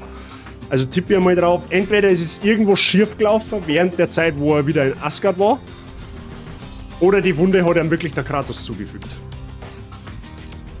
Vielleicht ist es nicht der Thor, sondern der Sai-Ching. Oder der Blinddarm. Ja, der Blinddarm wird es nicht sein. Der Sai-Ching wird es wahrscheinlich auch nicht sein. Weil wenn das der Sai-Ching war, da er in einem pinken Shirt mit einem Flamingo-Hut umeinander rennen. Also, und eine halbe Bier in der Hand. Und nicht mit einem Hammer.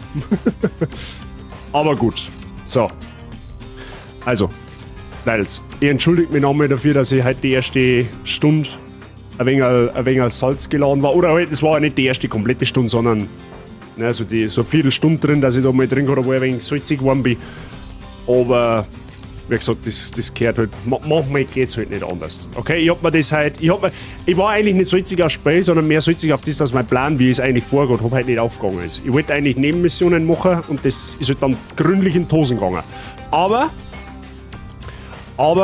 dafür haben wir mit der Hauptstory das Ganze definitiv wieder wettgemacht. Wir haben brutal optisch was gesehen, wir haben in der Story einen schönen Twist gekriegt. Ja, also der Atreus ist vollkommen auf Ding aus, auf eigenen Trip sozusagen. Ja, und wir haben schon ein bisschen erfahren, durch den Heimdall eben, weil ja der allwissend ist, mehr oder weniger, dass der Atreus Lug und Trug und Chaos verbreitet, durch das, dass er halt einfach seine Sachen tut, die er tut. Und das ist halt auch laut Mythologie so überliefert. Der Loki ist der Gott der Zwietracht. Ja? Und der Atreus ist halt leider der Loki. Das lässt uns vermuten, dass das Ende wahrscheinlich nicht so wird, wie wir es uns vielleicht erhoffen. Ja? Also wir stellen uns lieber schon mal vorsichtshalber darauf ein, dass God of War Ragnarok nicht so flauschig endet, wie wir es uns erhoffen. Ja? Haben wir ja aus Plague Tale was gelernt, hoffentlich. Ja? Aber gut, wir werden sehen. Wann wir uns wiedersehen, weiß ich jetzt noch nicht. Ja, also morgen ist nix. Ja, morgen ist Dienstag, morgen streame ich nicht. Mittwoch, Donnerstag habe ich Spätschicht. Wahrscheinlich werden wir am Freitag streamen. Da weiß ich aber noch nicht genau wann. Aber wahrscheinlich abends zu wie irgendwann. Vielleicht 5, 6, mal schauen. Muss ich noch abklären. Ich weiß noch nicht hundertprozentig. Und am Wochenende sein muss aber definitiv irgendwann wieder. Vielleicht sogar auch am Samstag, dass wir Samstagabend noch einen Stream machen. Das weiß ich noch nicht, müssen wir mal schauen. Aber Wochenende bin ich auf alle Fälle irgendwann vertreten. God of War wird man die Woche mit Sicherheit auch noch irgendwann noch mal weiterspielen, da tun wir dann genau da weiter. Aber mehr dazu sage ich dann im Discord im Laufe der Woche, wenn ich genauer Bescheid weiß und wenn ich die genaue Planung machen kann. Okay? Ausrufezeichen Discord an der Stelle, wer noch nicht drauf ist, kommt da gerne dazu, da kriegt ihr ja alle Infos, die ihr braucht. By the way, wir haben 200 Follower erreicht, das heißt, es wird in der nächsten Zeit irgendwann einmal noch einen Community-Zock geben, den werde ich jetzt dann die nächsten Tage mal anfangen zu planen mit den Mods. Steht uns ins Haus, okay? Danke auch nochmal an die ganzen Neuen, die wo über Twitch Clips Germany dazugekommen haben. Da sind ein paar dazugekommen, das waren 8 an der Zahl. Falls wer da ist, merci fürs Dasein, danke fürs Followen an der Stelle. Und genau, soweit dazu. Ausrufezeichen Discord. Gerne nochmal auf den Following-Button drücken, wer es noch nicht da hat. Wenn es da ein wenig gefällt, was ich da betreibe. Und ja, jetzt schauen wir mal schnell, wer live ist.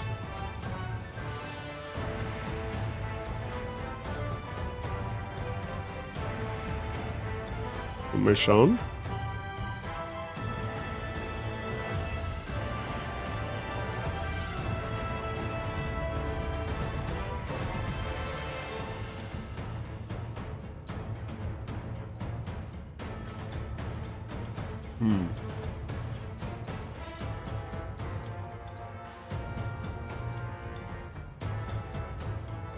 Ja, gehen wir da hin.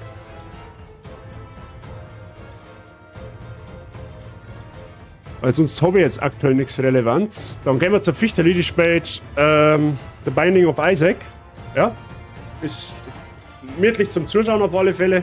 Fichterli freut sich. Gerne mal ein Following da lassen, wer es noch nicht da hat. Eine sehr, sehr liebenswerte Person. Auch Mod bei mir, Abonnentin bei mir.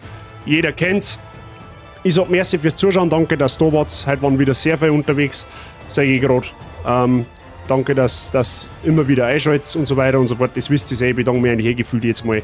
Ich wünsche euch noch einen schönen Montagabend, eine schöne Restwoche. Raid Command ist im Chat, ihr wisst es, wie es läuft. Bleibt gesund, bleibt sauber. Wir hören uns dann im Laufe der Woche im Discord, beziehungsweise dann am Wochenende wieder in die Streams. Okay? Haut euch rein, viel Spaß bei der Fichterli. Habe die, ich bin für heute raus. Viert euch, macht es gut bis zum Wochenende. Auf Wiederschauen.